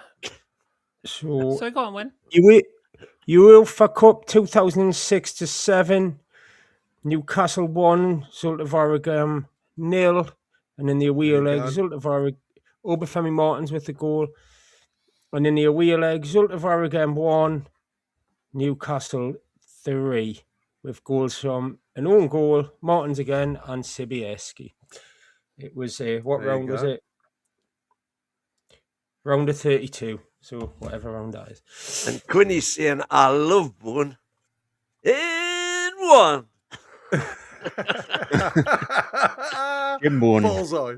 Lovely. This is so Jim and Doris from Doncaster have won a motorboat. Yeah, exactly. Yeah. In one. Hours. You wear it tight, you'll be up all night. It's a leather cock ring. I'm not looking to see that. Oh dear! Across the northeast on DAB Radio. There you go. The lads are just coming on board for the late part of the show. Welcome on. Hello. How are you? How are you? How's it going, everyone? Up and down with the chance of rises, young man. There you go. Right, there you go. Hey, Jamie Belly on the late night, guys. I appreciate that you found your new crew, man. You know what? Be happy, man. Hey, the grass ain't always greener on the other side, by the way. I'm just letting you know. It's much glossier. It is actually when you got Christina and Boki and yourself, and that's it really. Just you guys. No, what about the lady? That's poor. That's really Put in poor an from extra him. shift. Put in an extra love shift it. and you get met with that sort of gratitude. Love it. That's crazy. That's all banta, banta. Anyways, lovely show, lads. I was actually very entertained, and the chat was as well. So, I mean, top-notch show. So, very much a good show. We're going to continue the conversation, of course, here on the Late Night Show, ladies and gents. Thank you very much, all of you out there, all of you lads, and take care. And let's start with the Late Night Show right now. How are the lads? Set up for maximum confrontation and super opinionated debates. The NUFC Late Night Show with Chris the American Man, Derek the Mighty Wind, and the rest of the panel, Monday through Thursday from 9:30 p.m. UK and UFC Talk Radio, the voice of the Toon Army.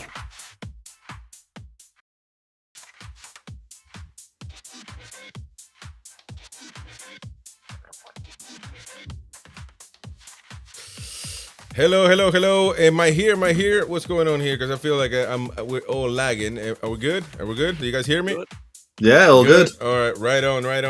The Late Night Show, ladies and gents. Don't forget to smash the like button if you are watching on YouTube. Let us know what you think in the comment section below. Subscribe to the channel if you're new, and become a member if you can. $4.99 exclusive content.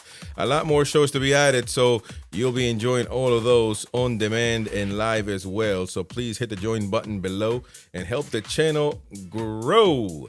All right, so Michael, Kevin, the Mighty Win, how are you, lads? How's it going? All good. Yeah, very All good, mate. Thank you in very the much. neighborhood. All Living good the in dream. neighborhood. Living the dream. Yeah, that's right. Beating Aston Villa in the FA Cup. That's certainly living the dream. Compared to where we were probably 2 or 3 weeks ago. Not that far along.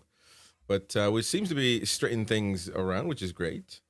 And, of course, a draw today knackered us to beyond belief. Great draw. I just couldn't believe. Expect. I just couldn't believe. I'm like, man, I was so mad too. I put up a very naughty message on the forum because I couldn't believe it, man. It's you got teams like what? Carlisle, I saw, if I'm not mistaken. Was it right? They're in there, right? We're quite as bad as Kyle, but there was some in there. I mean, There's some howlers there's, in there. even Fulham, come on, man. There's so many teams. So many teams that we could have gotten. Arsenal. Yeah, exactly. Mansfield. We could have gotten them, and Port Bristol City. He's just absolutely criminal, man. Macclesfield. Actually, I don't know. I haven't been watching the score tonight. Has Brentford beaten Macclesfield? Yeah, Brentford No. won 1-0. Brentford won 1 now. Yeah, and so I don't get it, but it is what it is, I guess. I will be at home. It is I always like to play at home. I never want to be away. So for me, that's great. However, it's not the St. James's Park of old. It isn't, especially this season. So the notion that we're home and that's it, no. We're gonna have to put a lot more.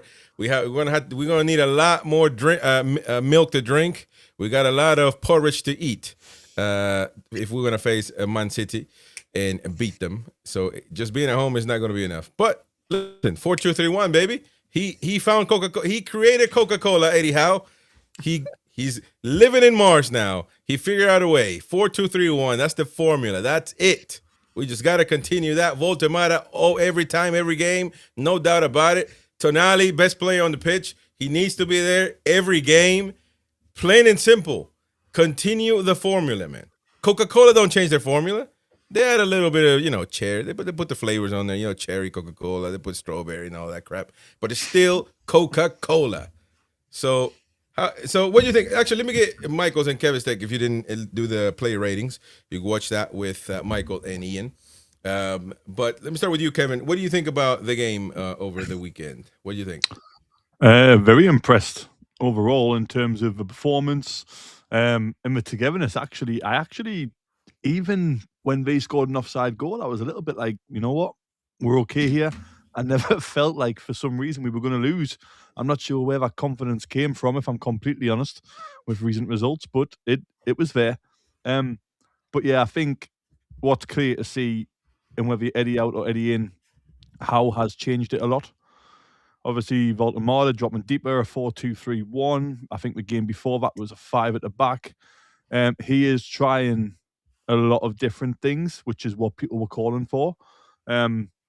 So very impressed in terms of his keep adapting. When Asula came on, I know Asula was kind of out wide, and when he was through the middle, Gordon's been through the middle. Volta as a 10 was, again, good to see. But then at one point, I'm sure Volta was like an 8. He dropped that deep, and I'm thinking, is that something they're working on, which Eddie confirmed? So yeah, I think specifically in terms of a game, I was happy to see that a lot of the critics of Howe were probably saying try something different, and he has done, and it's resulted in results. So for me, it just establishes that he is a great manager because he will change it when he feels like it's right. Yeah, I think it's almost a shame that Villa had that red card, because people are going to look at it and go, "Oh, well, it was 10 men again." We would have won either way. Villa. I mean, yeah, we were the better team. We were first half 50-50, I would say more, but every decision went against us. But because it's ended 3-1, Villa had that man sent off. Even though every decision that possibly could went against us, it felt like it was backs against the wall, and that's when Newcastle sort of comes out. It helped us. Yeah, exactly. So for me, on the data side, looking at it, it won't be.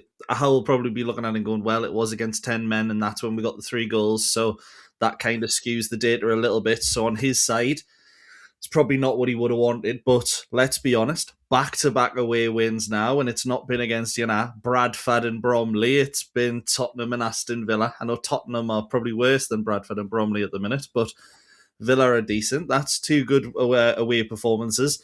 It's what you need when you haven't won in the last, you've lost the last 3 at home domestically. So if we can turn it around, Carabao could be 3 away wins on the trot. I don't think anyone was expecting that a month ago. Sir Eddie again? No. Quite. Relax. But I think that the Carabao one was people expected that, but not the other 2. Well, I mean, Tottenham, I don't know, but certainly nobody expected the one at Villa. Nobody. No. I mean, they got the deluded fans like Wayne and the rest, but no substance to say we could beat them. You know what I mean? And they did a job. The only question, if you try to do revisionism, is why has it taken this long for him to just simply adjust to that? Because we've been calling it. I don't want to hear this he waits until the right moment. Trust me, we've been in dire situations this season for him to do it, and we've agreed many times that he should. With many of you, I mean, I can specifically with Wayne, I've agreed on this situation, or he agrees with me in the part of we should be playing 2 center forward, Iwisa or Woltemade. We should be trying that, but he hadn't. He hadn't done that. He did it again in this game. That's why I don't think he should. It worked. He didn't do it in this game. He played Woltemade where he plays best in the 10, albeit a very deep 10 at times. No, because the position warrants that at times. You can't be a rigid player, man. You can't just say, "Oh, this is not my area. Never mind." You can't do that. You gotta go with the flow. The game flows all the time, so you gotta go. But I disagree wholeheartedly. I think Woltemade is a striker, a different one, just like Isaac was. But I feel like in this particular game, he was asked to do this because clearly he had Osula up front, which, by the way, didn't tear up any trees, to be fair. But Woltemade couldn't, say Osula move out the way. He has to play in the with the directions that Eddie Howe, gives them. So you're saying Osula didn't pull up any trees, and I agree with you. He didn't. I was totally underwhelmed by his performance, except that the one thing he did do was move around, so he wasn't easy to mark, and he was taking the defender with him every time, which is what created the space for the rest of the team. And to be fair as well, because this 10 situation, because now I don't like the narrative that Woltemade only fits in one particular area. He scored his goal as a striker at the end of the game. He was pressing alongside, like a striker, alongside Gordon and the rest at the end of the game, which is something to applaud, by the way, to Eddie Howe, because the fact that he wanted to keep going, It's a very difficult game and very difficult decisions to keep pressing at that moment in time, even with 10 men, because if they score one goal, you are knackered. You're back to zero. So I it can worked. answer the question on why it Go took on. so long to do, I think, to make the change. I think a lot of it, Howe's obviously great on the training pitch. You don't have a lot of time in the Champions League. It's something he's still learning, clearly, in terms of not having that time on the training pitch because of the schedule. So I think it's probably, he's finally got a little bit of time, even though it's a hectic schedule. There was a period of, I think, 3 or 4 days between games. So that's at least 1 day on the training pitch. So you can actually get a message across live, practically, in person as a coach, which is a big thing. Just showing them videos and saying, this is where I want you to be, and then setting them out to do it, something very different, which you haven't particularly trained practically, would be very hard to do. So I think that's probably part of the reason.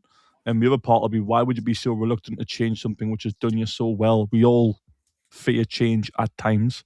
And I think that was part of it as well. So a little bit of Howe's fault, maybe fearing the change and not wanting to do it. There you go. Just a little bit, just a little bit. There you go. That's not a criticism Because I was against about to. Eddie. I'm just saying, I was about to play violins. You know, No. but the fact that you said Eddie Howe's fault as well, then that I Just a pulled little back. bit. I pulled the trick. All managers make mistakes. All managers make mistakes. Every single one. And that's a little bit. No, it is. We're all human, Chris. Everybody makes mistakes. Yeah, but then but having time on the training pitch to be able to implement something practically, you will trust your players like any business. If you can show them practically, you will trust them more than just saying, watch this video and do what he does, please. And then going out into a pitch and you're getting ran rings round, you're thinking, oh my God, I've changed it and this looks terrible. So I think it's a bit of both. It's a little bit of naivety in terms of a manager who is struggling to adapt. I almost played the violins, and then you can be balanced, Chris. That's good. I'm like, I'm like, I'm so close. I've got you on your toes. It's a bit of both. It's a bit of both, is what I'm trying to say. Super Mac's in the house as well. Late, but the best player like Super Mac. Super Mac was the best player for Newcastle once upon a time. He would probably show up late if he wants to too. So it is what it is. Ian, what do you think? What do you think on this particular game, and how do we move forward? Because we got a lot of news to talk about, things that are going on today. This is what this channel is about, current news. But that game's still very much in everybody's minds at this moment in time. You mean the Carabao game coming up or the Villa game? The Villa. Well, I think we just take all the positives from it and move forward, don't we? But what are the positives is what I'm asking.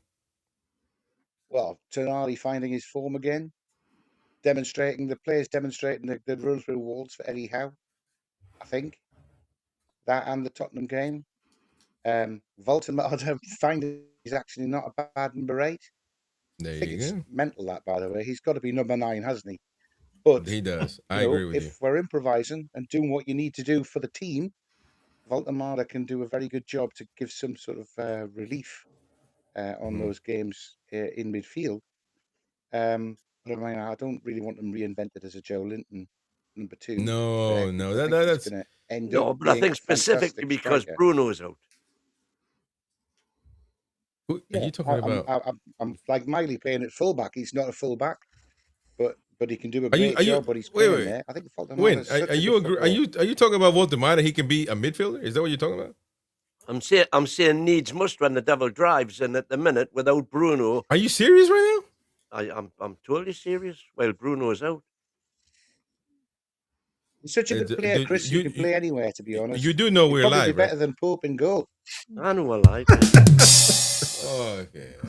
You're out your mind, man. What is this, man? We're supposed to have a good, sensible show, and this dude wants us to put Woltemade.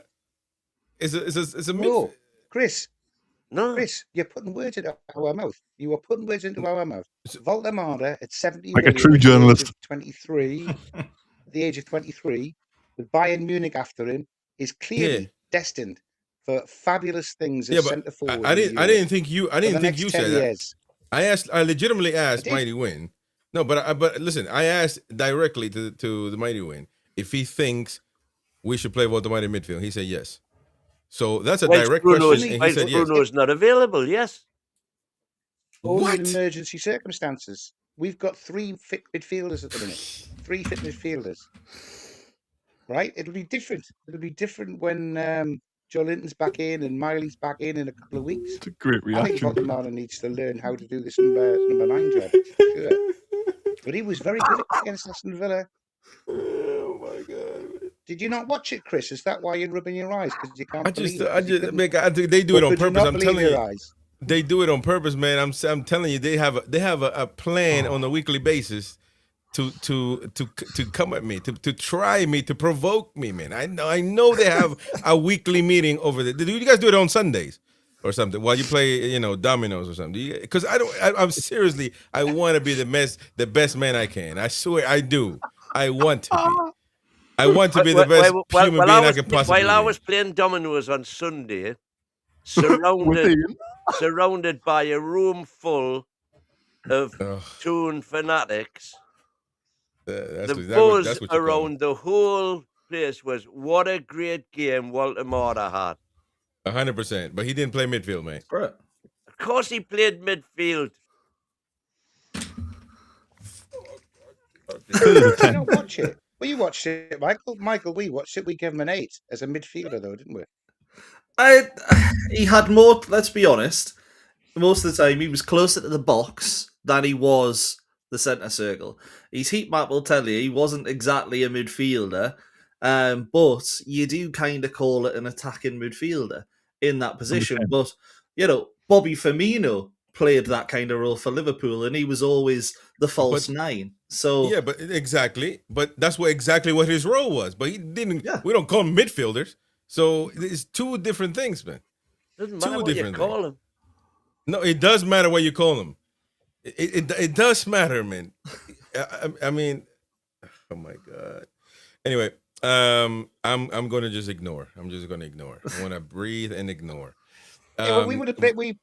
It means we played Villa with 2 midfielders in the team. If you don't say, well, we did, no doubt about it, and it worked. Tonali said he was really chuffed with a big man who played a new position. He played in midfield. Tonali said, yeah, because he's closer. So He's a link. Because he's a link, but he's not a midfielder. He's a link to the attack. He's part of the attack, and he's the first person they could pass the ball to. He was an attacking midfielder. He was an attacking midfielder because a number 10 is that, or number 9. Well, he wasn't doing a great job at it, to be fair, but but it is what I think it's worked. I think if you put even Wiss up there, who is we need to put him on some Weight Watchers or the Magic Dart to quickly get rid of some of the. I'm on the Magic Dart, man. Trust me, I know it works, and it's slowly but surely. You're gonna take the appetite away, but we need Wissa because he got to the Northeast and he said, "Whoa, there's too much Greg sausage roll around here, man. Greg Brewdale, Greg Brewed. This is crazy, man." But and so please, when Wissa's on, can Newcastle United do us a service? Can we just use the black shorts and the normal ones, the regular ones? Because we use the white shorts and Wissa right now. It's not doing them too good. Colors do matter, folks. Colors do matter. And Luke Edwards said it, by the way.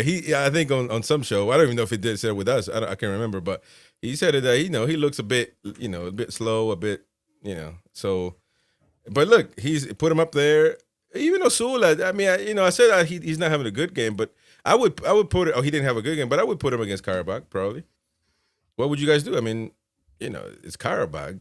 After all, let's go back to your original question that you asked me, Chris. I think what we've got to do is roll up all of that positive momentum and keep it going. We've got to go and win in Karabakh comfortably. Yeah. At least a good result. And then you never know. 3 straight wins to City. Could do something different there, couldn't we? Yeah. Got to get used to playing City before the 5th round of the FA Cup. Yeah. So this is I'm assuming Woltemade beat on Saturday. What a number 10. Number 10. That's a 10. That's unbelievable. Attacking midfielder. Wow. That's crazy. Man of the match.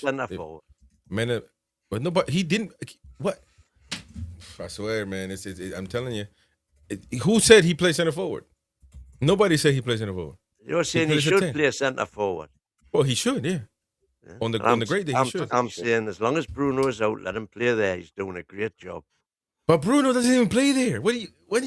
What is this? Shame we don't have an anti-deck button. You're doing great. That would be a fantastic button to have right now. Love it. What is this? You know, Bruno's not a 10. Where did you get this idea that Bruno's a 10? Bruno is our only attacking midfielder.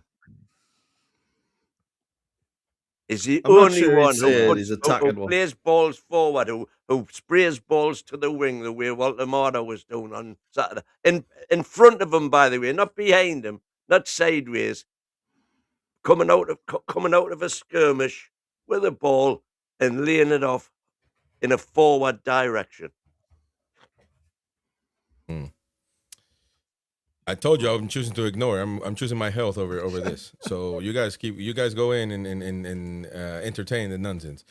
Listen, man, Woltemade is a great striker. He needs to be there, and then of course in this particular game he had to play the 10 role in Osula up front. So you know that's that. But Bruno's going to come in, and I think it should be again the double pivot should be Bruno and Tonali, no doubt about that. And either Woltemade, Wissa, or Wissa Woltemade just going, in circles. But it won't be for about 10 weeks, we're told. Because of what? Because of Wissa? No, because of Bruno being out for 10 weeks. Well, okay, yeah, but then you're gonna put Ramsey there, like against Villa. So Ramsey's doing terrific. He's doing great. Matter of fact, Ramsey is the one that liberated Tonali for him to be himself, for him to be Pipiti Papiti Tonali. You needed somebody to cover behind him, and he did that. So Ramsey is actually an unsung hero in these last few games. To be fair, I agree. Well, last 2 games certainly. Yeah, in the last few games. So I think he needs to be on. And to be honest, I don't even feel. Matter of fact, when Bruno is back, you can actually start resting Bruno and put him put Ramsey there to take care of business. Now, the only part about Tonali is when he's given that 6 role, he has to do that. So he has to limit himself to not go forward all the time, not be in a position to score or whatnot. So that's actually the detriment, if you will, of the whole thing. But I think 4-2-3-1 should be. No, but Tonali was doing that on Saturday because he had somebody. He was regularly I don't think so. the central in between the central defenders. I think, yeah, but I think he was more liberating because Woltemade was so effective, as well as Ramsey. Well, the thing about it is, the only thing I agree with allowed Tonali to get, because we were just pressing it, especially when Gordon and Alanga came on, so the whole team then started pressing, and that was the key difference on Saturday. Apart from winning the ball in more skirmishes, the only thing that and Osula helped that as well, as I said earlier, because he was taking the centre half all over the place. But I don't know if we were. I don't think we were present like we did at the end of the game when Gordon and Woltemade were up there present. Even it was 10 times better with Gordon on the pitch than what it was Osula. I'm not blaming Osula, but yeah, Gordon. That was if you choose the pressing, by the way, the pressing. But we were playing proper football in the first half, in my opinion. We were playing great football. We got robbed, which is a different story. We got robbed, which, by the way, Chris Kavanagh is being dropped. He's got no Premier League games this weekend, and also the lineman, the I-man, however you want to call him. Here's the thing about that, by the way, and I want to know you guys' opinion, because it was the whole. I categorize the refereeing as one of the worst games I've seen really in a long time, if ever. But I'm talking about the refereeing. I'm not talking about the main referee only. To be fair, or not to be fair, he really missed one horrible play, which was the penalty. That is unforgivable. But the other guy did too. It was closer, I think, to the play than the main referee. So both of them didn't call it for what it was, right? That's the main one. A lot of those scuffles in the first half, where even one of them, Harvey Barnes, went down, I'm not sure that those are penalties, to be honest. Matter of fact, I'm leaning towards no. I'm not 100% that those are, and all of a sudden he didn't call 3 or 4 penalties for us. I'm not buying that, right? The headlock on Byrne, I agree that's a penalty. But how can they see that? I mean, I'm not trying to excuse him, but that's one particular play that VAR would have seen that, clearly. If the camera sees it, then they would call in and say, it's a penalty in there. But obviously, there's no VAR. But what other play did he miss? I'd say the Lewis Hall one, the main one for me. The Lewis Hall tackle where the Aston Villa player doesn't get the ball, he takes him down. I actually don't think the Dan Burn one was a penalty, so that you could even argue that was subjective. But the Hall one for me was the big one. That's right. I don't think the Hall one was. Well, there we go. They're all subjective. There you go. It's one of them. And then we get into this funny business. Which is why I think it's an unpopular opinion, but I think that's why VAR, in a way, is pointless, because the 3 people in the office think it, but 95% of other officials don't. It's going to get given. So it's too much of a fluid game, and it is a contact sport. But I'm just talking from a fan's perspective when I'm at the games and when I'm watching on TV. Even though we could have got robbed, it's still a better experience in terms of watching.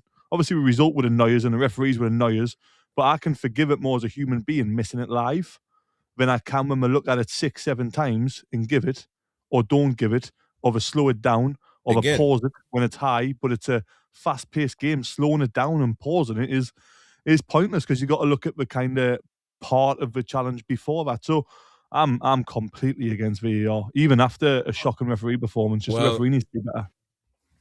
Well, I disagree with that one in a sense, but I mean, I do agree that VAR does really destroy has destroyed key elements of the game, which is, first of all, the greatest thing about football is screaming a goal, and the fact that you can scream a goal and then they take that back. I mean, I can't unscream it. You know what I mean? I mean, that it's kind of a weird thing, but that's a whole show in itself. And yet I did the opposite. I didn't scream in desperation. Have you watched the live? Yeah, but when Villa scored, I wasn't bothered, because I'm saying, well, it's offside, so there's no problem. But to be fair, of course, there was no VAR, and it was upheld, and a good trained linesman would have seen that, because they're all offside, not just one. Referee. They're all offside. It's not just one that you're trying to identify. They're all offside. Their whole attack in front were offside. Well, all 3 of them. I looked at the play over and over. All three attackers that were offside. Regardless, they should have gotten it, but they didn't. But that's not Chris Kavanagh's fault, is it? I mean, again, I agree that he should be suspended for a week without pay, and the other guy, I was about to call him an N-word, should also be suspended as well, because he didn't do his job at all. I mean, that penalty one warrants that. That handball clear, because it's comical, man. It's comical. That cannot happen in a football game, especially in an elimination game. It just can't. So I don't know what the hell what happened there. I mean, maybe one didn't think it, so the other one said, I'm just going to back my guy. But that right there is criminal. Go on here. Foul on Murphy was clearly a red card as well, and maybe the ref looked across for his linesman, who's standing less than 10 yards away. How on earth Digne can go in at that speed and catch him where he caught him? And the ref walked over and saw the bloody marks on his shin to know where the boot had hit him, and still just booked Digne. So there were some really dodgy results. Talking about missing the obvious penalty, though, I don't know if you remember. You're probably not old enough, half you anyway. We'll not remember. There have been goals awarded that have stood when the ball hasn't even gone in the net. I remember a goal Chelsea scored, which missed, hit the advertising hoarding, and came out, and the ref awarded a goal because he thought it had hit the stanchion in the back of the net. So Shearer should have had 261. Scored against Villa. Scored against Wigan, and the whistle was blown 30 seconds early. So but I think that's the thing with refereeing. It evens itself out. There'll be goals given which aren't, and goals. But the only thing about it is they need to they need to do a lot of training, and the Champions League. Honestly, other than PSG, the home Champions League games at Newcastle is some of the best refereeing I've seen. I don't even notice referees there half the time. However, He just blows. No, honestly. Yeah. Well, to be fair, PSV, Benfica, even the Barcelona ref wasn't terrible, even though he got hounded and loads of stick. When I watched it back, I was thinking he got most of it right. I want to be a referee in the future, so I'm gonna back the referees right now, because in England in particular, because everybody's refereeing in the world has gone down. Everybody. I watch football from all over the place, and they're all, the one thing that they all do is complain about the refereeing. So this notion that this country has better referees than this one, I just think the Champions League, so it's like the best of the best. Well, they should. Well, you're right. Technically, they should be, but this Chris Kavanagh guy is supposed to be UEFA. UEFA credentials or whatever the hell that's called when you get to manage, in the Euros and the World Cup. So they're supposed to listen. He bottled it. There's no doubt about it. You've still got to accept that we're in the 21st century, and whether we use VAR or not, after the game, all those decisions are going to be scrutinised in slow motion, in replay, multiple times. So the bad decisions are going to be shown up. So what do you do about that? Well, if they're atrocious like this one, then you got to suspend them. Just because you're doing, let's say, if VAR's abolished, that still doesn't alter the fact that there's going to be massive unrest. There will be, but the refs will get better because the ones who are hopeless won't keep getting games. You have to take games away. What's he got?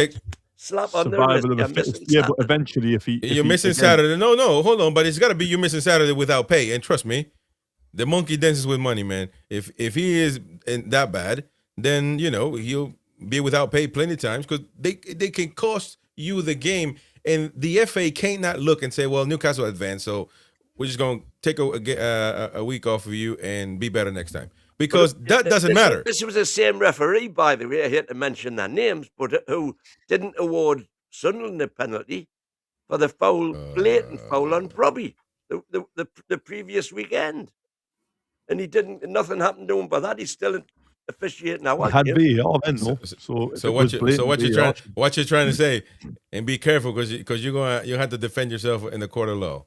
So what are you trying to say? What I'm saying is, how the hell was he officiating this referee after this weekend, after making such a cock up last weekend? Well, look, just like players, there are bad ones and good ones, but the fact that this guy is supposed to be called elite, that makes no sense. But I mean, it was one game. They have to be held to some sort of refereeing Champions League. Without taking it to. But it could be similar. So a good analogy is just like police officers, man, on the street. They have to be held to a different standard. They have to be held to more training, so they can treat people the right way. Upheld the law, etc. The referees need to do the same. They need to do a lot of training, be suspended without pay if they cuck it up, and add it up. If they have many of them throughout the season, then they need to be in the championship, and certainly not be elite if that's the case. So it should be really a fair, easy thing. But look, I don't want to either get to the point where, Arsenal fans threatened War Kid to, death threats when he refereed him one time. I don't know what game it was or what specific thing. Actually, it was a penalty, I think, against them, but they didn't like it. So Oliver, you know what I mean? And the Bournemouth game. Yeah, so I don't want to get to that point either, because you don't want to do that, man. These are human beings, they cuck it up. That's fine, but it's not fine really. They need to be again. There need to be justice, some sort of it. Suspend them, whatever. Fire them if there's so many issues. But we can't get into the point where we start threatening people and all that crap, man. Come on, because I will agree with Kevin there. They are human beings at the end of the day. You know what I mean? But that's what VAR is for. But the problem VAR doesn't even measure from a point of contact on offside. Sometimes, it's humans making errors.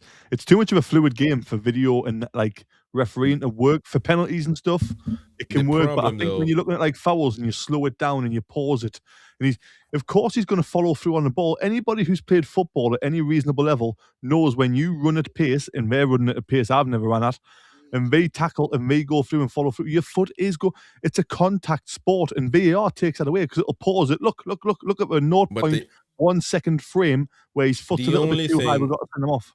The only thing is because VAR is run by humans who make mistakes. Exactly. On top of that, they need to be also held to a different, type of scrutiny within themselves. Obviously, with somebody above him, like this Howard Webb guy, who I don't know what he's doing. He's hopeless, isn't he? But the thing is, they see something, they call the referee. Almost 99% of the time, the referee will overturn his decision to go with whatever VAR wants to show him. To me, it should be a high percentage because clearly, that's what they're there to do, fix a problem or a non-call, whatever. But it can't be that high, though, that they don't have the personality, is what I'm saying, to say, you know what, no, I maintain my decision. That doesn't look like again with Champions League ref. The Champions League ref with Newcastle's goal, he went to look at it and said, "Don't waste my time and give the goal anyway." If it isn't true, if he truly believes that, but for some reason, it feels like it's more of a you better overturn it because what I mean, it doesn't look good. You know what I'm saying? Well, what I would say in those circumstances, which I've advocated for a long time now, virtually since VAR came in, was that here we go. The referee or whoever makes the final decision should have to face the cameras after the game and explain his decision. I'm telling you one thing: when it comes to a penalty, if I'm a referee, I don't know that there's any rule that goes against this, but I know they don't do it. I will call a penalty, and every single penalty, I'll be like, let me go check it out again. I would do that just to be sure 100%. Now, of course, you got to speed it up, but I don't know if there's a rule that tells you can't do that unless VAR calls you. But why not? Why not do it but the referee needs to be the man in charge. Absolutely, nobody else can be above him. He's the one that needs to use that. He needs to be the one using that as a tool, not the other way around. You know what I'm saying? That's using Kavanagh as a tool. Yeah. But there you go. So listen, then we got into a good discussion there. But it looks like he won't referee this week. And there you go. And the linesman too, which I don't know how. I've never seen that, to be honest. I've never seen a penalty. You see it on free kicks. People, even players, move the ball over a little. But penalty. When have you ever seen that? It was comical, man. Well, now it is, because at the time I was seething. It's the worst decision I've ever seen, and it's. I do actually have sympathy for Chris Kavanagh because all of the decisions that are really bad are right in front of both linesmen, and they get it wrong. And even if he's thinking the right decision, the people closest to it are going to say, "Oh well, I didn't think it was a penalty, or I didn't think it's a red card." They're closer to the decision, so he's more than likely going to go with that. There could be moments where he's got it right, the linesman's got it wrong, the linesman's been closer, and he's gone with what they've seen because he hasn't had such a good view of it. Maybe I'm trying to be nice to referees, and maybe I shouldn't be, but it's one of those we never know. But the linesman, for me, is more at fault than the referee. Well, I agree with that to a degree, but the referee did give the handball, so as soon as the linesman saw that, surely he had to see that he was in the box. Yeah, but that's what I think the delay was for, because he delayed a little bit before actually saying what the decision was. And I think in his ear... Yeah, that's what I mean. So they're talking to each other. Mic'd up, yeah. I think they're talking to each other and going, right, it's out of play. It's outside the box, and he's gave the free kick for that. I think they say, well, going for a kebab after this. But referees are at a disadvantage, aren't they, in the Premier League, because we're so used to refereeing with VAR that now, when we don't have it, they'll let things go on longer, or they're not making it. Whereas with Championship referees are so used to refereeing without it, they're like, yep, that's what it is, I'm going with my gut. Whereas they kind of play on advantage. Oh crap, we don't have VAR. We've got to make a decision. Did you see it? No, I didn't expect a quick free kick. Oh bugger, we can't give it. Like, it's just a nightmare. The thing about it is, as well, when you were talking about the linesmen, they were let down, or he was let down by him. Yeah, that's true. But also is that do they have the personality, just like VAR on the other end? Do they have the personality to say, to try to overturn the main guy? They should, technically. And a lot of these guys actually are, interchange the, I think they interchange the position. Some of them may be, well, actually, that's with the fourth referee. Sorry, the one with the timer. They usually do the main role as well, the main referee on other games, etc. I think the linesmen are linesmen all the time, I think. But with that being said, the criticism should be there. Just don't go to an extreme because look, there's one job in football that has no fans is being a referee. Nobody wants to. I never heard a guy tell me, "Look, man, when I grow up, I want to be a referee." You Not just said one. it. You know what I mean? Well, I want to be. Exactly. I'm the only person to call out and say, "I want to be a referee." And let me tell you something. They must be getting paid a lot of money, man. Michael Oliver got to be making over 6 figures a year being a Premier League proper referee. But the point is, just don't go overboard. But yeah, I mean, you got to give them hell. Give them hell. It is what it is. Can anybody anyway. explain to me why you have to be an active referee to be on VAR duty, and why the referees in the studio, they've lost their fitness, they've lost their athleticism, can't keep up with play, but they know all about the game. They're the best. They've been the best in the tree. Why they are not on VAR duty?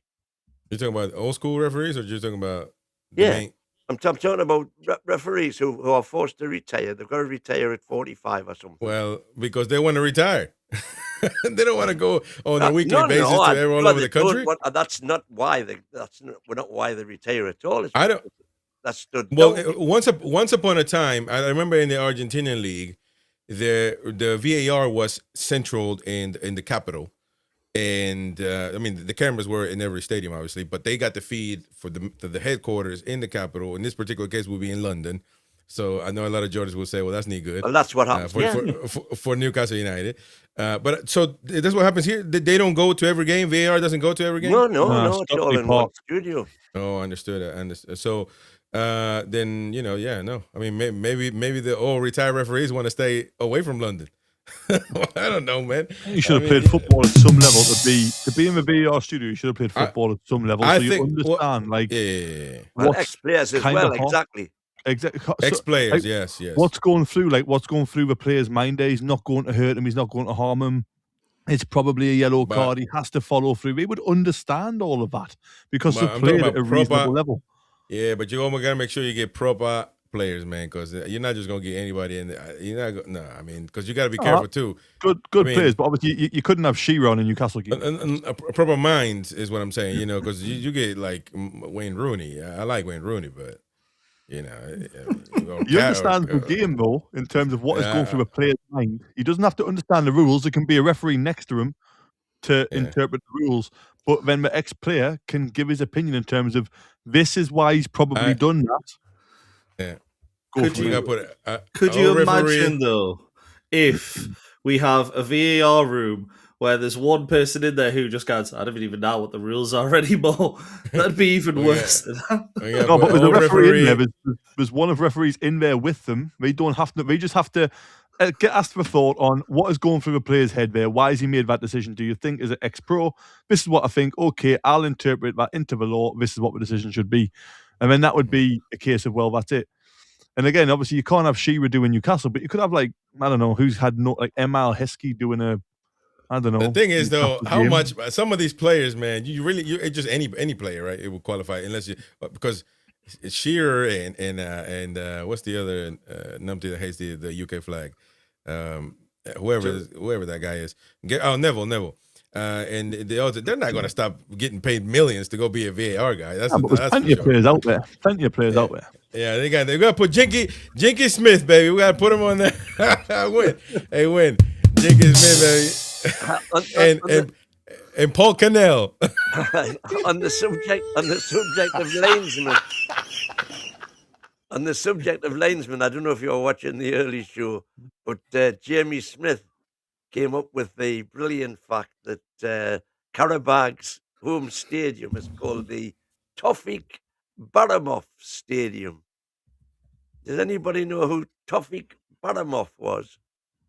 No, he must have been from Everton if he's a toughie. He was the Russian linesman who flagged that the ball was over the line in the '66 World Cup final. Great guy. Azerbaijani linesman. Love it. Give us the World Cup. There you go. Listen, we got to switch. National hero in Azerbaijan. National hero, man. Listen, If you ain't got no heroes, you don't have to make up none, man. You just don't have none. I mean, until you get one. Don't try to make a alliance maybe in the hero. Anyways, so let's switch quickly to Nick Woltemade. A new report came out over the weekend about Woltemade, and Football Insider from Germany is making a huge claim. Something that basically Nick Woltemade could leave Newcastle United this summer, according to Bayern Munich insider Christian Falk. They really want him. It seems. Listen, if the river makes a sound, you know there are rocks in it, man. It's coming. Write that one down for Nick. You know the proper phrases. There's noise, man. There's noise. Trust me. And Newcastle need to brace ourselves. We need players. We need to sign players, by the way, but we need to also brace ourselves for this type of stuff. And the phrase, be careful what you wish for. If you're going to use it with Eddie Howe, fair enough. But you better use it for Tonali, for Woltemade, for Bruno, and I'll definitely use it for Tonali and Bruno, but I wouldn't use it for Woltemade.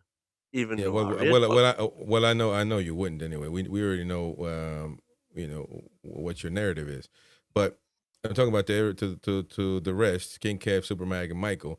And look at that, man. We got the Mighty Win, we got the Michael Owen, we got King Kev, and we got Ian Supermac.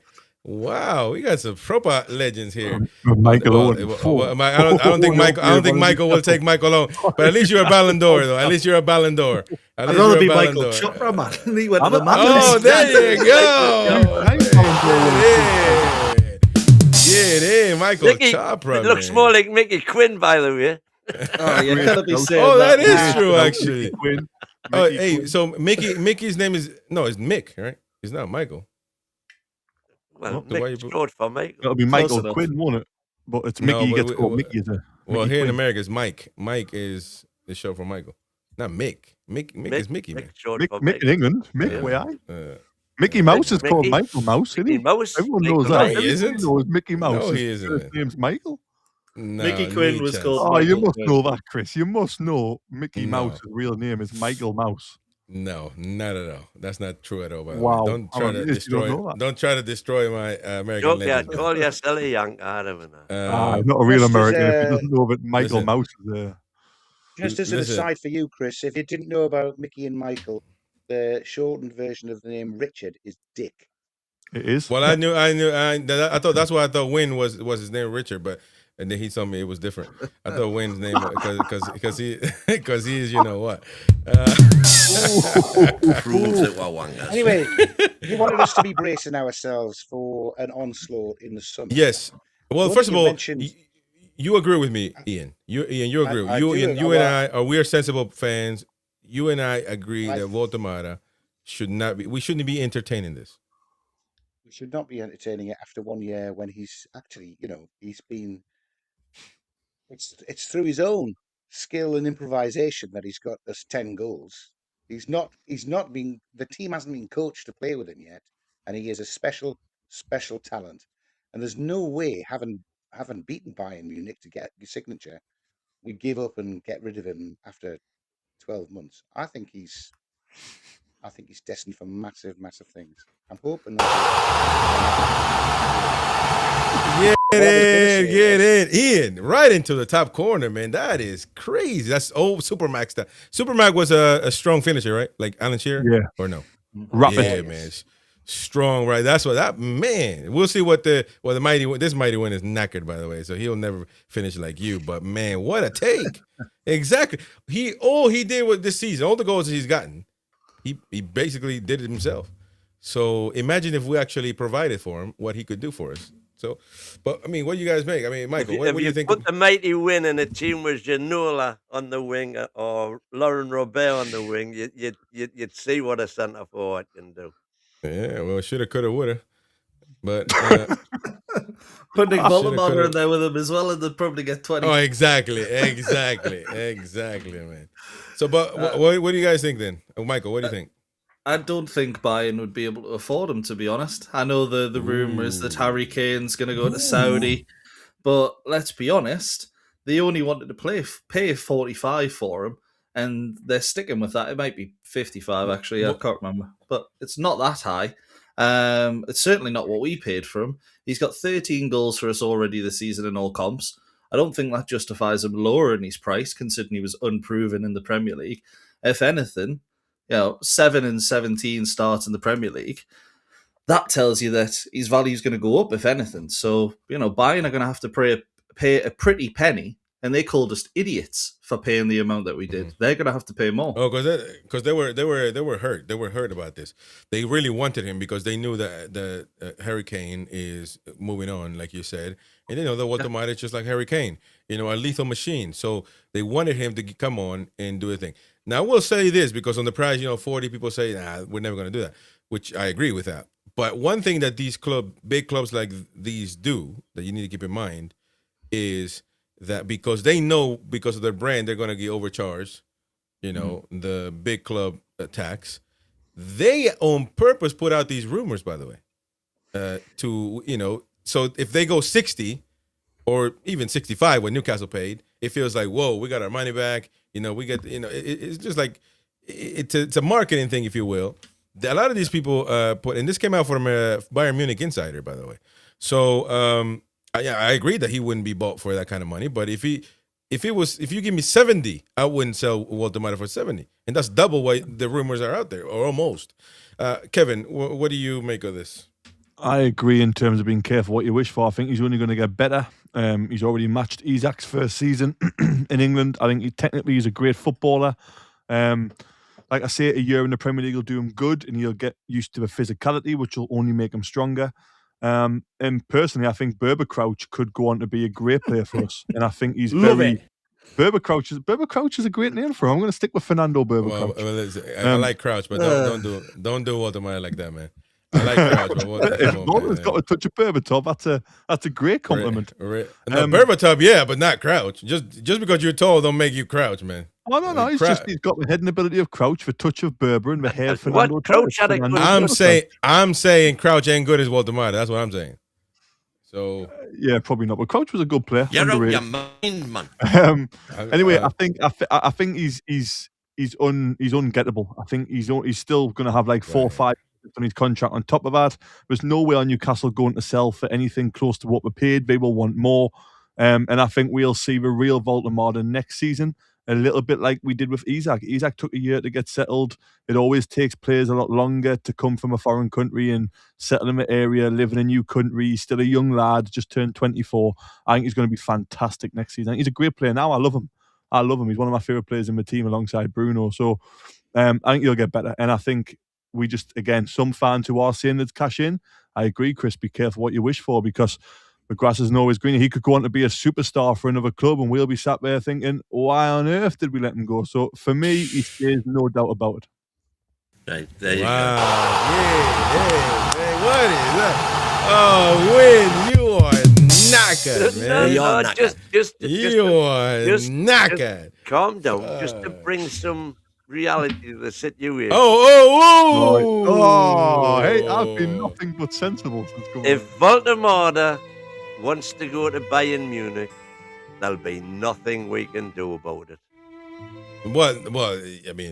Actually, yeah, and why would he not want to go? You're the one that's always raving about how Bayern one of the top 3 clubs in the world. Why would he not want to go? I hope it's just not me saying that, Wayne. I hope you realize that as well. But he could have said, you know what, he's about to be, I don't know what his contract situation was for, what's his name? The club he came in for, Stuttgart? Is that what it is? Yeah. But he could have, they told him, wait, next season we're going to get you. If a club like that tells me that and I really want to go, trust me, I'll wait. And I'll do my thing, you know what I mean? So the fact that he said, I'm not got time to wait. I'm ready for my big step. Why? You can actually count that in, when you make your deductions about whether he'll go. Listen, they're a huge club. There's no doubt about it. But I'm assuming that Big Walter would have thought, am I really going to go and sign another 4 or 5 years when I have Bayern Munich that wants me next year? And they're going to pay me a lot more money, probably a lot more money than Newcastle would have done. So, just Bayern's current wage bill is twice ours. Well, I'm not saying what are you trying to do here? What are you trying to invent here? What I'm saying is, if they can offer him money that we can't. Yeah, but With look, 4 or 5 years on his contract, they're going to have to meet our evaluation. Yeah, well, that's what we said. He can say he wants to go, but he'll say, what, 12 months? How, Nick? He doesn't look unsettled to me. no. I didn't say he was. From day one, he looks like he's fully embraced Yeah. the team and his team. I think that's why I love him. And he's still always, when you see these little jokey bits on Sky Premier League and the stuff on the club put out, he's always relaxed and laughing. And I'm gonna go above. His interview above with Tonali, he looked really close to Tonali on his interview. Oh yeah, they're great because the best players on the team. They gotta keep them happy. Now, I will agree with. Well, actually, I'm gonna go a step farther with what you said there. I don't think we can get anybody better than Woltemade. I don't think there's a center forward out there that can come here and do a better job.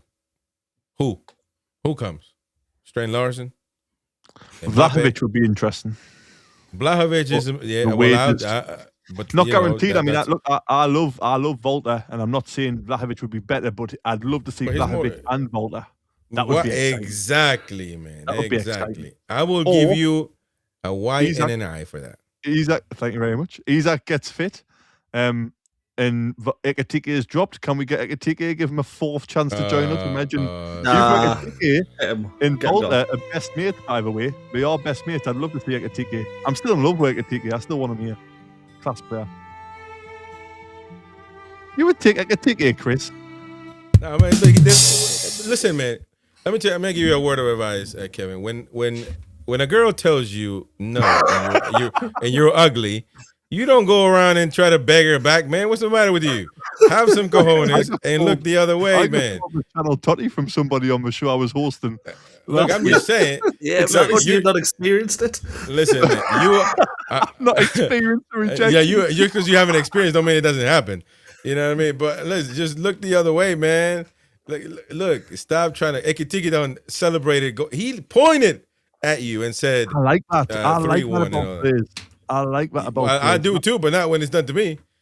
So yeah, I love players like that. I love players like that, and it's just I don't know. For me, I obviously wish we got him. We're not going to get him. But if he were to become available, I wouldn't say we're not taking him because he turned us down. I'd be like, he's a great player. Get him in if the opportunity comes. I agree with that. Here's the important comment there from RG Fox. And by the way, keep it friendly in the chat, man. Relax. We're having a good time. Stop arguing with each other. Just get into the debate, the subject at hand, and comment about that. Ignore the people if they're bothering you. Whatever. RG Fox, great comment, but he's wrong 100%. I love you though, RG, but you're wrong. Right at this moment, Woltemade can go for me as he's top player, but our system doesn't fit him. Cash in if top money offered. What system, man?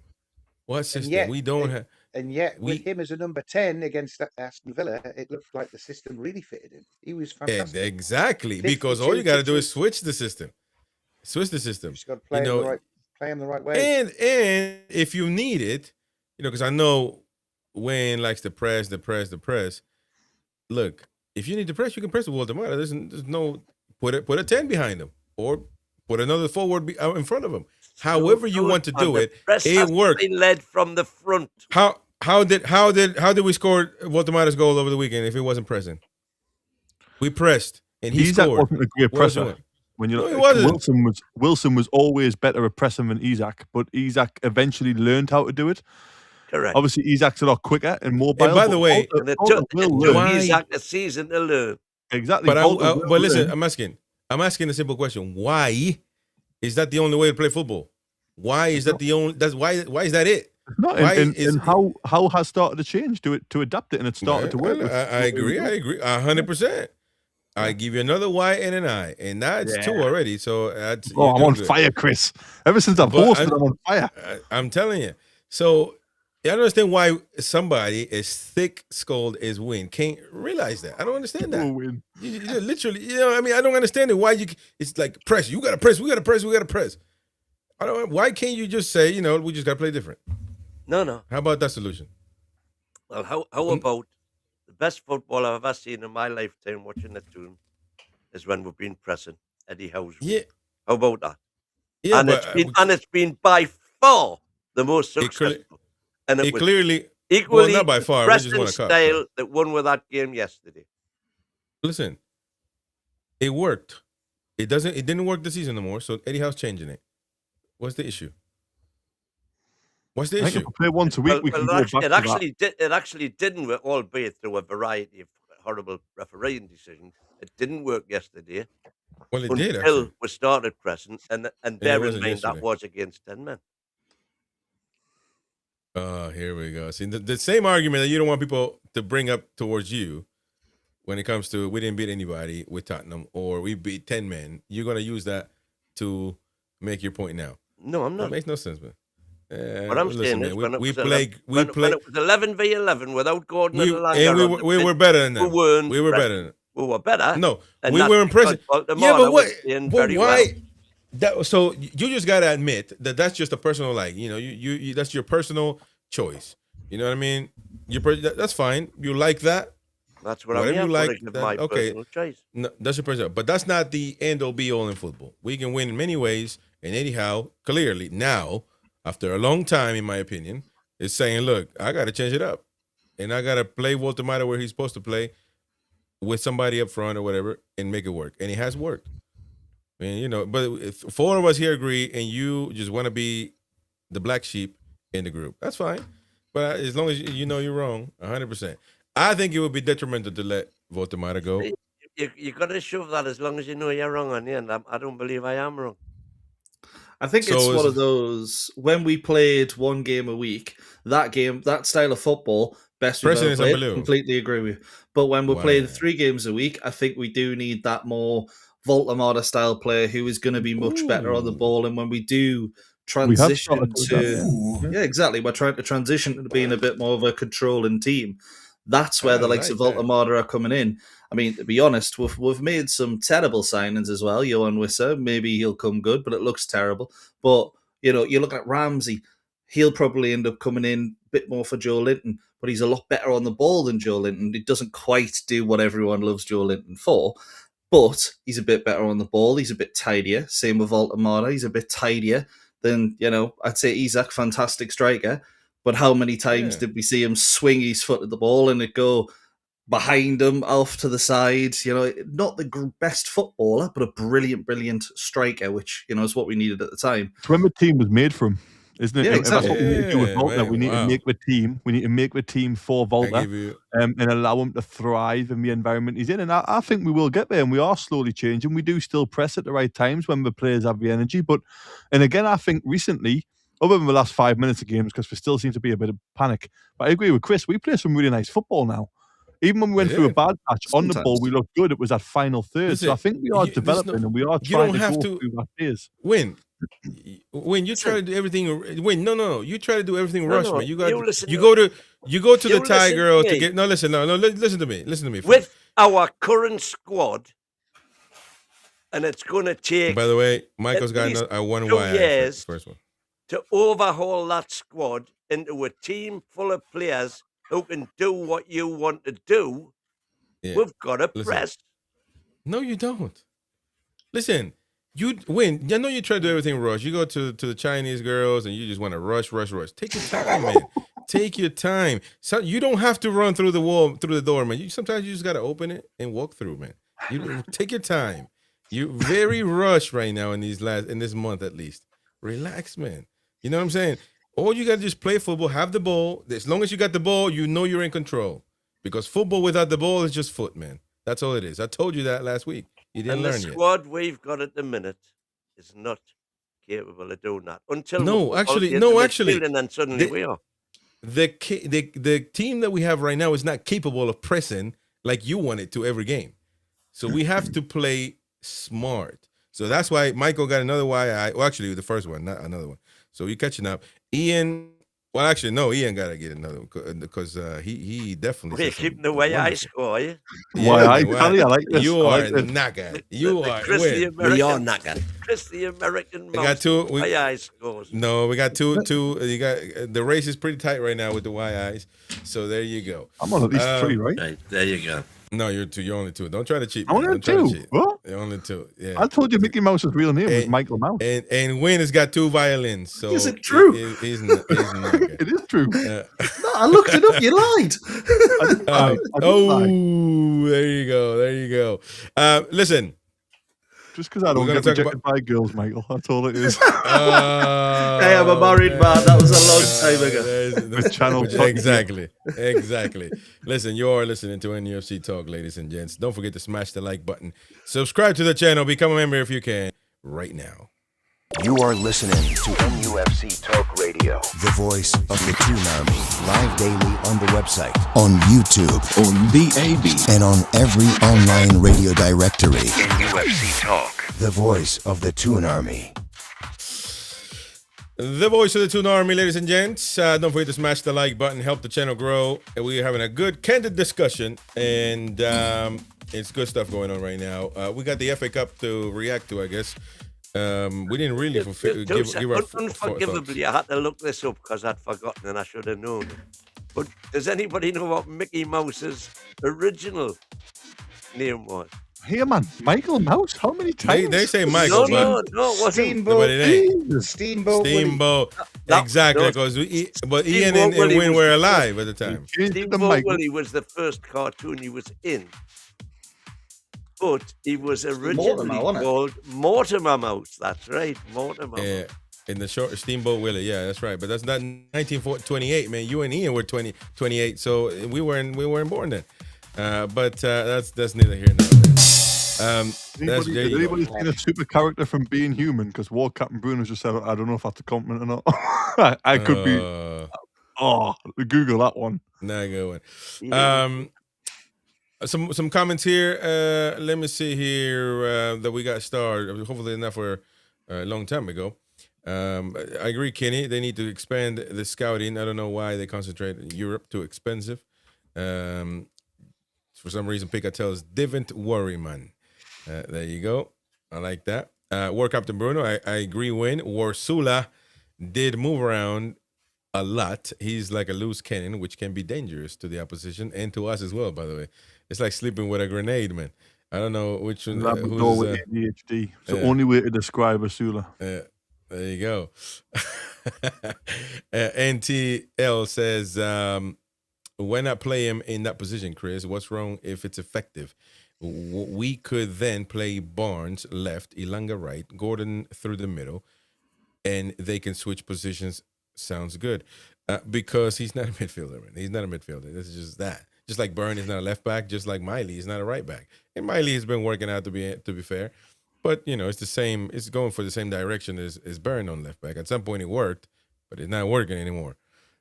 So it just come on, man. And Woltemade is gonna tell you, sell me to Bayern Munich. As soon as that happens. Because he wants to score goals. He's a 9. I don't understand it. He's a 9. Germany, Nagelsmann think he's a 9. Eddie Howe thinks he's a 9, by the way. Sensible fans like me, King, Kev, Ian, and Michael say he's a 9. And then why do we have to make him a 5 or a 6 now? What is this, man? I don't understand it. But I respect your opinion, War Captain Bruno. I respect it. The FA Cup, we haven't reacted. I know Wayne reacted earlier on, but we got Man City away. Of course, we got Karabakh and all that stuff, which is good. But what do we need to be doing, especially for this game? I mean, we're going to be at home, but take that with a grain of salt. We're not just going to, beat teams at just being at home. But it is a bad draw, to be fair. Nobody wants to play them. We don't. I don't. I mean, you guys, what do you guys think? Because I don't. Maybe you guys want to play them. I mean, you, Kevin, you're talking about, you're celebrating. What's that? Man City at home in the FA Cup? Yeah. I think it's a great draw, personally. I think you're going to have to play them at some point. You don't want to play them away. You don't want to play them in the final on neutral ground. You'd rather play them. Let's say we avoid City and City beat everybody else on the way. If we then have to play City in a final, that's an awful position to be in. I'd rather play them at home, knock them out ourselves. And it's what we do best. We won the League Cup. We beat Forest, who were in the top 4 at the time. We beat Chelsea. We beat Arsenal. And we beat Liverpool, who won the league that year. So we do really well at playing in my opinion, the better teams at home. I'd rather play them at home. We're going to have to play them at some point. I'd rather play them at home with the crowd behind us, under the lights, with a great atmosphere, just like we did Arsenal. And I think for me, it's good. Bring it on. I would have took Mansfield personally. Yeah, no doubt about that. No doubt about it. We got to go out there and win, man. You beat Mansfield and you want to win the trophy. You just play City in the final. You don't want to play City in the final. Well, when City, Liverpool, Chelsea, and Arsenal are all left and very likely getting through because they've got terrible, terrible teams, we're going to have to play in the rest of them anyways. And by the way, that's going to be March. That's March 7th. Ian, what do you think about? What do you do? That's a look-alike, Kev. Oh no way! That's not a compliment, is it? That's poor. I've been done dirty there. I went from Channel Totty to that. Oh no! I cannot believe that you did that's that. not good. I'm in the out now. Fair play. Human reference. Man, you're not. Well, I mean, I wish I was that slim. I guess I'd take being that slim. You're not getting. Yeah. Man, that's unbelievable. If he's your friend, hunt down whoever called me that. Yeah. So, Ian, what do you think about the draw? What are your expectations? Yeah. What do you think? I'm trying to get the positive out of it, Chris, because being drawn against Manchester City is never going to be a good draw, is it? However, I totally agree with Kev. I'd rather have them at home, under the lights, in the 5th round. Exactly. With Man City still chasing down Arsenal and fighting in the Champions League, so we'll probably get a weakened side that's sent up. The FA Cup will be 3rd on their list of priorities. So I would rather have them then than beat Wigan and end up with them in the semi-final at Wembley. I don't want that. I don't. I think I said last week, if we got Arsenal, I'd rather play Arsenal now than wait until we play them in the final. But I see the rest of the draw means that even if we knock Manchester City out, all the rest of the big boys are there waiting for us in the 6th. Which is what always happens. We beat one big boy, and then the other one we comes beat the next along. one. That's what happened in the League Cup. It's cool. But now, but it's one game at a time, and we're at home. That's about as much as we could ask for to get a home draw, and we are. Well, we did get it. Yeah. That's the positive. I like being at home. In recent years, a very, very good cup team, and I don't think Man City are going to relish. Well, we were. The only positive I take from it is that it is at home. It's going to be a fantastic night under the lights. And if we get beat, we can concentrate on the Champions League. Love it. I mean, that sounds shambolic. Yeah. Well, you got West Ham playing Brentford, of course, in the FA Cup. That's going to be an interesting one, really. But Brentford should have the upper hand on this one. Who knows? Maybe West Ham are thinking, let's get this FA Cup before we go. I don't know.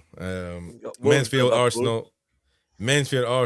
I mean, just criminal, man. And then you got Leeds playing Norwich. That's an interesting one, to be fair. But Wolves, Liverpool. I mean, come on, man. Chelsea, Wrexham. I mean, come on, man. Fulham, Southampton. Come on, man. We might get one of them, and then Chelsea and Arsenal get each other. We'll be fine, man. Man, neat chance. Man City that any more of likely these... to rest players. Man City more likely to rest players in the middle of the season, chasing down Arsenal. We're at home, under the lights. We've got to play them at some point anyway. Take it to them, beat them, carry on.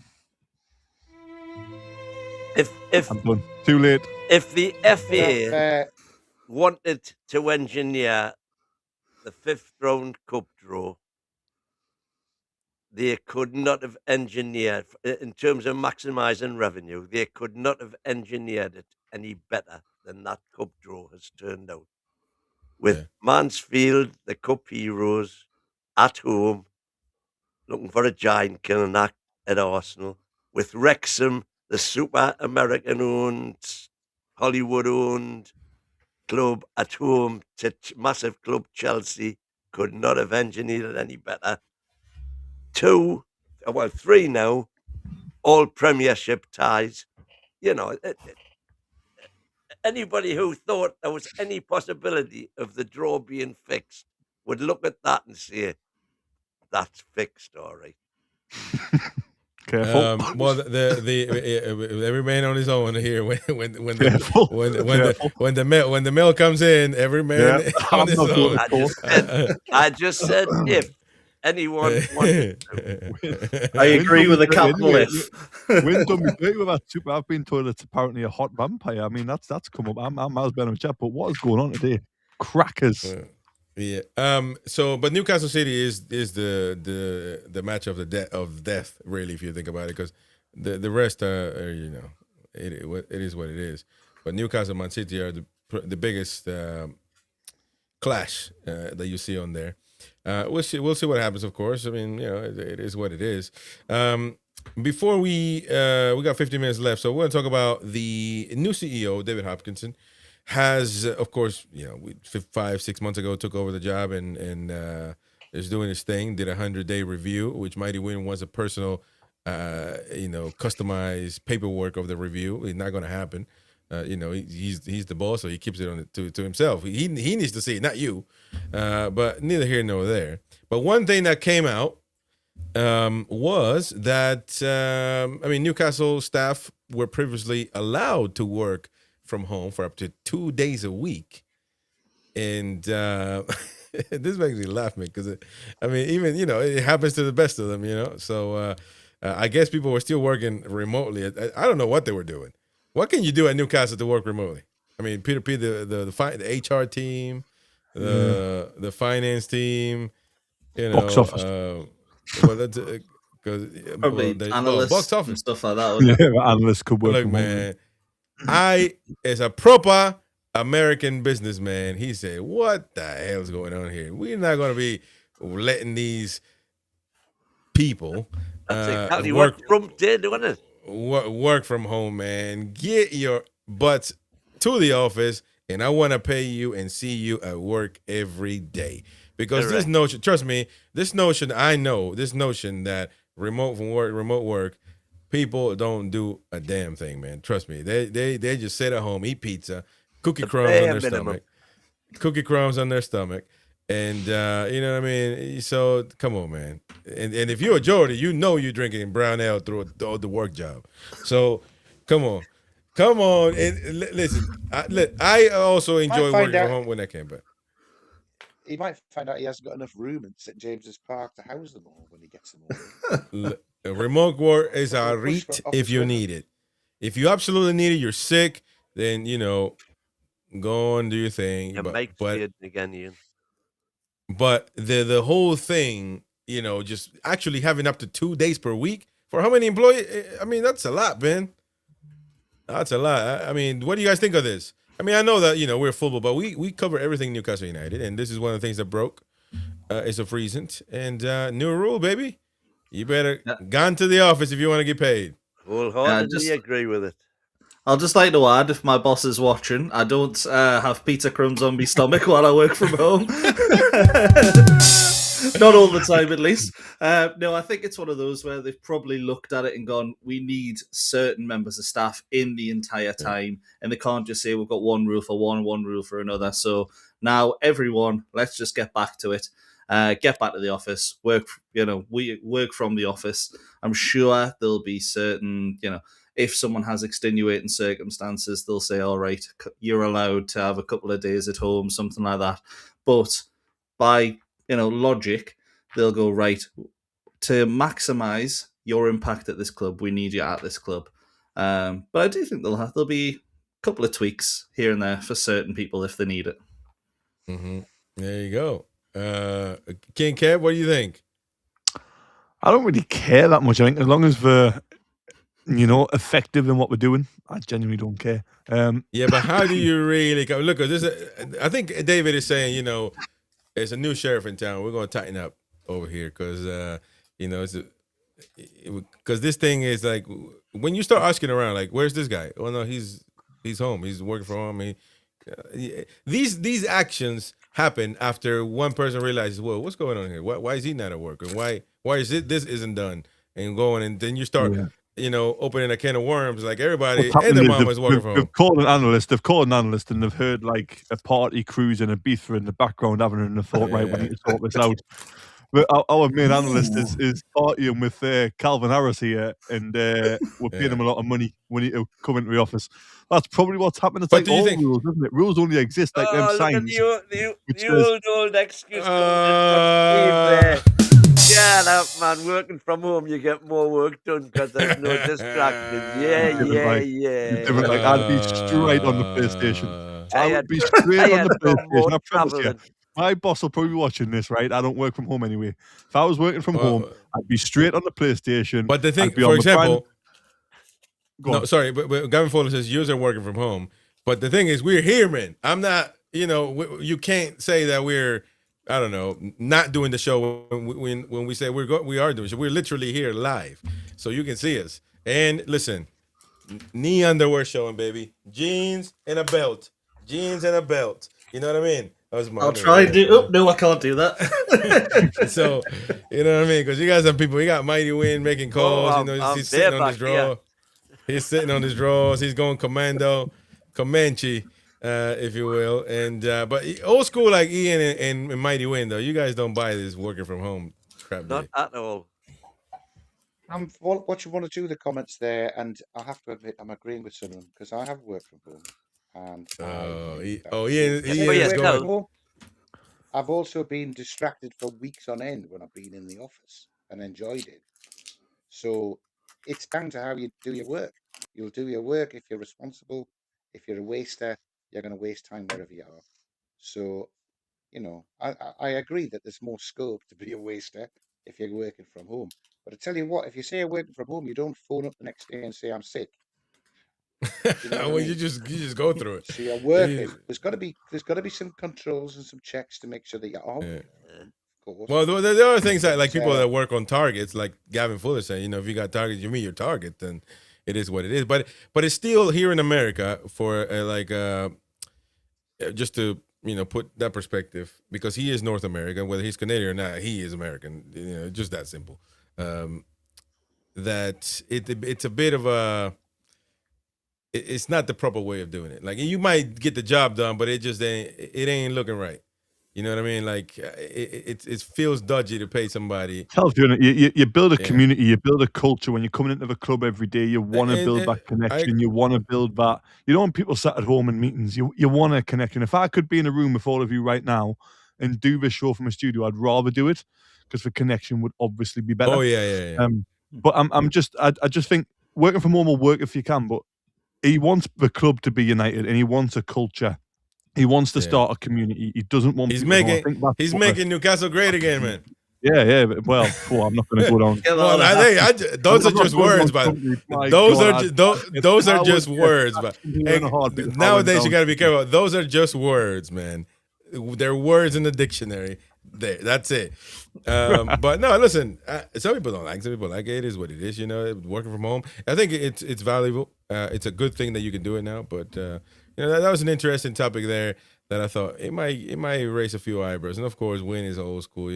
COVID changed everything, virtual everything. I personally like seeing people in person, which that's a good thing. But COVID was a dire situation, and you had to adjust. And businesses that had to move on. But those are not the times no more. But then again, before COVID, we couldn't make 5 changes in the game. Now you can. So maybe we should just keep remote jobs. Maybe a change, it changed everything. We shouldn't go back. So I don't know. But I guess it's part of that Steve Hopkinson plan to just unify Newcastle United, as you said.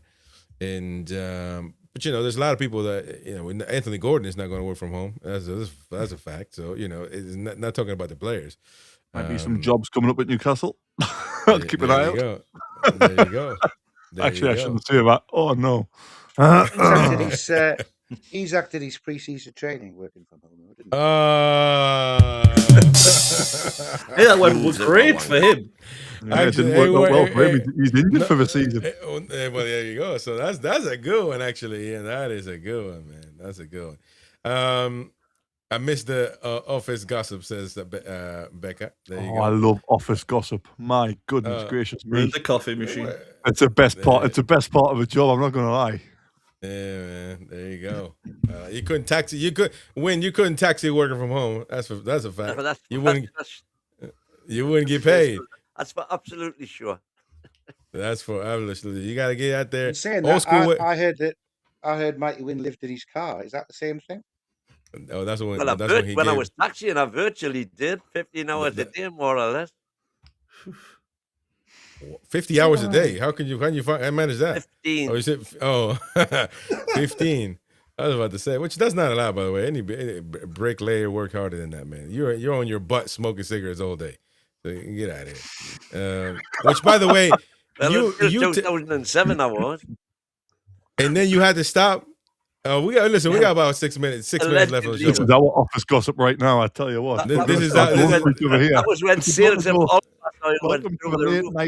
I want to know. Because we got 5 minutes left on the show. So this is our gossip, as you will, as you said. So when you were told, look, it's the law, man. You can't smoke in the car no more. What was your response to your boss telling you couldn't smoke him? Because that must have been like insulting your mom or something like that. That meant the same, probably.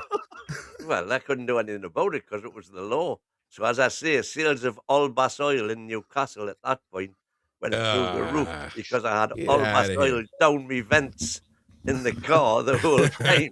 So you wondered why the car stopped working. So all you could smell was the menthol. No. No chance. Every job you can bet your life I was having. You're only fooling you, man, yourself. Nobody that tries to hide smoke smell succeeds. You can smell it in your clothes, in your hands. I don't care how much you wash your hands, you can smell it. Mental, innit? So, but the smoker believes, the hunky dory, man, smelling mint. No. You were lying to those people, and you should get their money back. By the way, because I mean, come Good on, luck man. with that. Oh, wait, man. Where would you go first to get your first pickup? Where would you go? Where you think that's the busiest part of the tune? Well, just city center. You just when you switch system on, it tells you where all the jobs are. So you just go tell them the nearest one. Oh, so it's not old school. Like you had to actually look for people when people wave you down. You know. Well, back in the day when he had a horse and carriage. It was all on the radio. You on would, the radio. You would literally say 13 on duty in Gosforth now, and then they would give you whatever the job was in Gosforth. Because back in Peru, like when I was growing up, even it was probably less developed than the UK at that time. But old school day, man, you whistle at a taxi.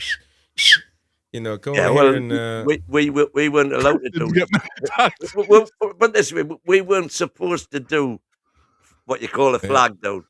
Really? Because, we were private hire. So you couldn't. But what if you just got a car and you wanted a taxi? You couldn't do that. No, you've got to go and get a plate. You've got to be a part of. You got to be a part. You've got to be licensed by the local authority. Yeah, but I'm saying you have to be a part of a group or like a company for you to taxi. No, you could get an individual private hire license, or you can get an individual hackney license. There you go. You got a Cockney license, didn't you? When you tried to get when you went in to do your we shall smoke party or whatever, we shall smoke party and whatever. Can you believe that Wayne wanted to bring back smoke? He wants it now. Actually, he wants to bring smoke in again in restaurants. No, I want to bring back smoking venues. If you don't smoke, don't get behind that. Yeah, well, nobody is going to. How many signatures you got? Like 2? You and your son. I mean, that was good. But over 3. If social media now in 2006 was like social media, I heard was he had over 3. I would have been prime minister. No, because now people are used to not smoking. So if you add that into the restaurants, they're gonna be like, "Whoa, who's this crazy?" At the time, it was the best time, and they still didn't sign up. So there you go, baby. That's it for this week on Cabin with the Mighty Win. There you go. Together we can make history. There you go. Where is it? Believe me, together we can change history. That's what he said. He looked at people in the eye and tell them, together we can change it. Like, go home, man. Gun in the air, old man. Gun in the air. That's what they told you. Listen. The promo is going in the forum tomorrow. It's an episode on its own. Out of us 5, who becomes Prime Minister? It ain't me for the sake of the country. There you go. Get in. Listen, we'll see you. We'll see you tomorrow on the early night show and late night show. Tomorrow, ladies and gentlemen, don't forget to join us, subscribe, hit the join button and become a member. Very important for you to support us. Thank you very much, all of you out there. How away the lads, lasses and bairns. We'll see you on the next one. Bye-bye. Away the lads.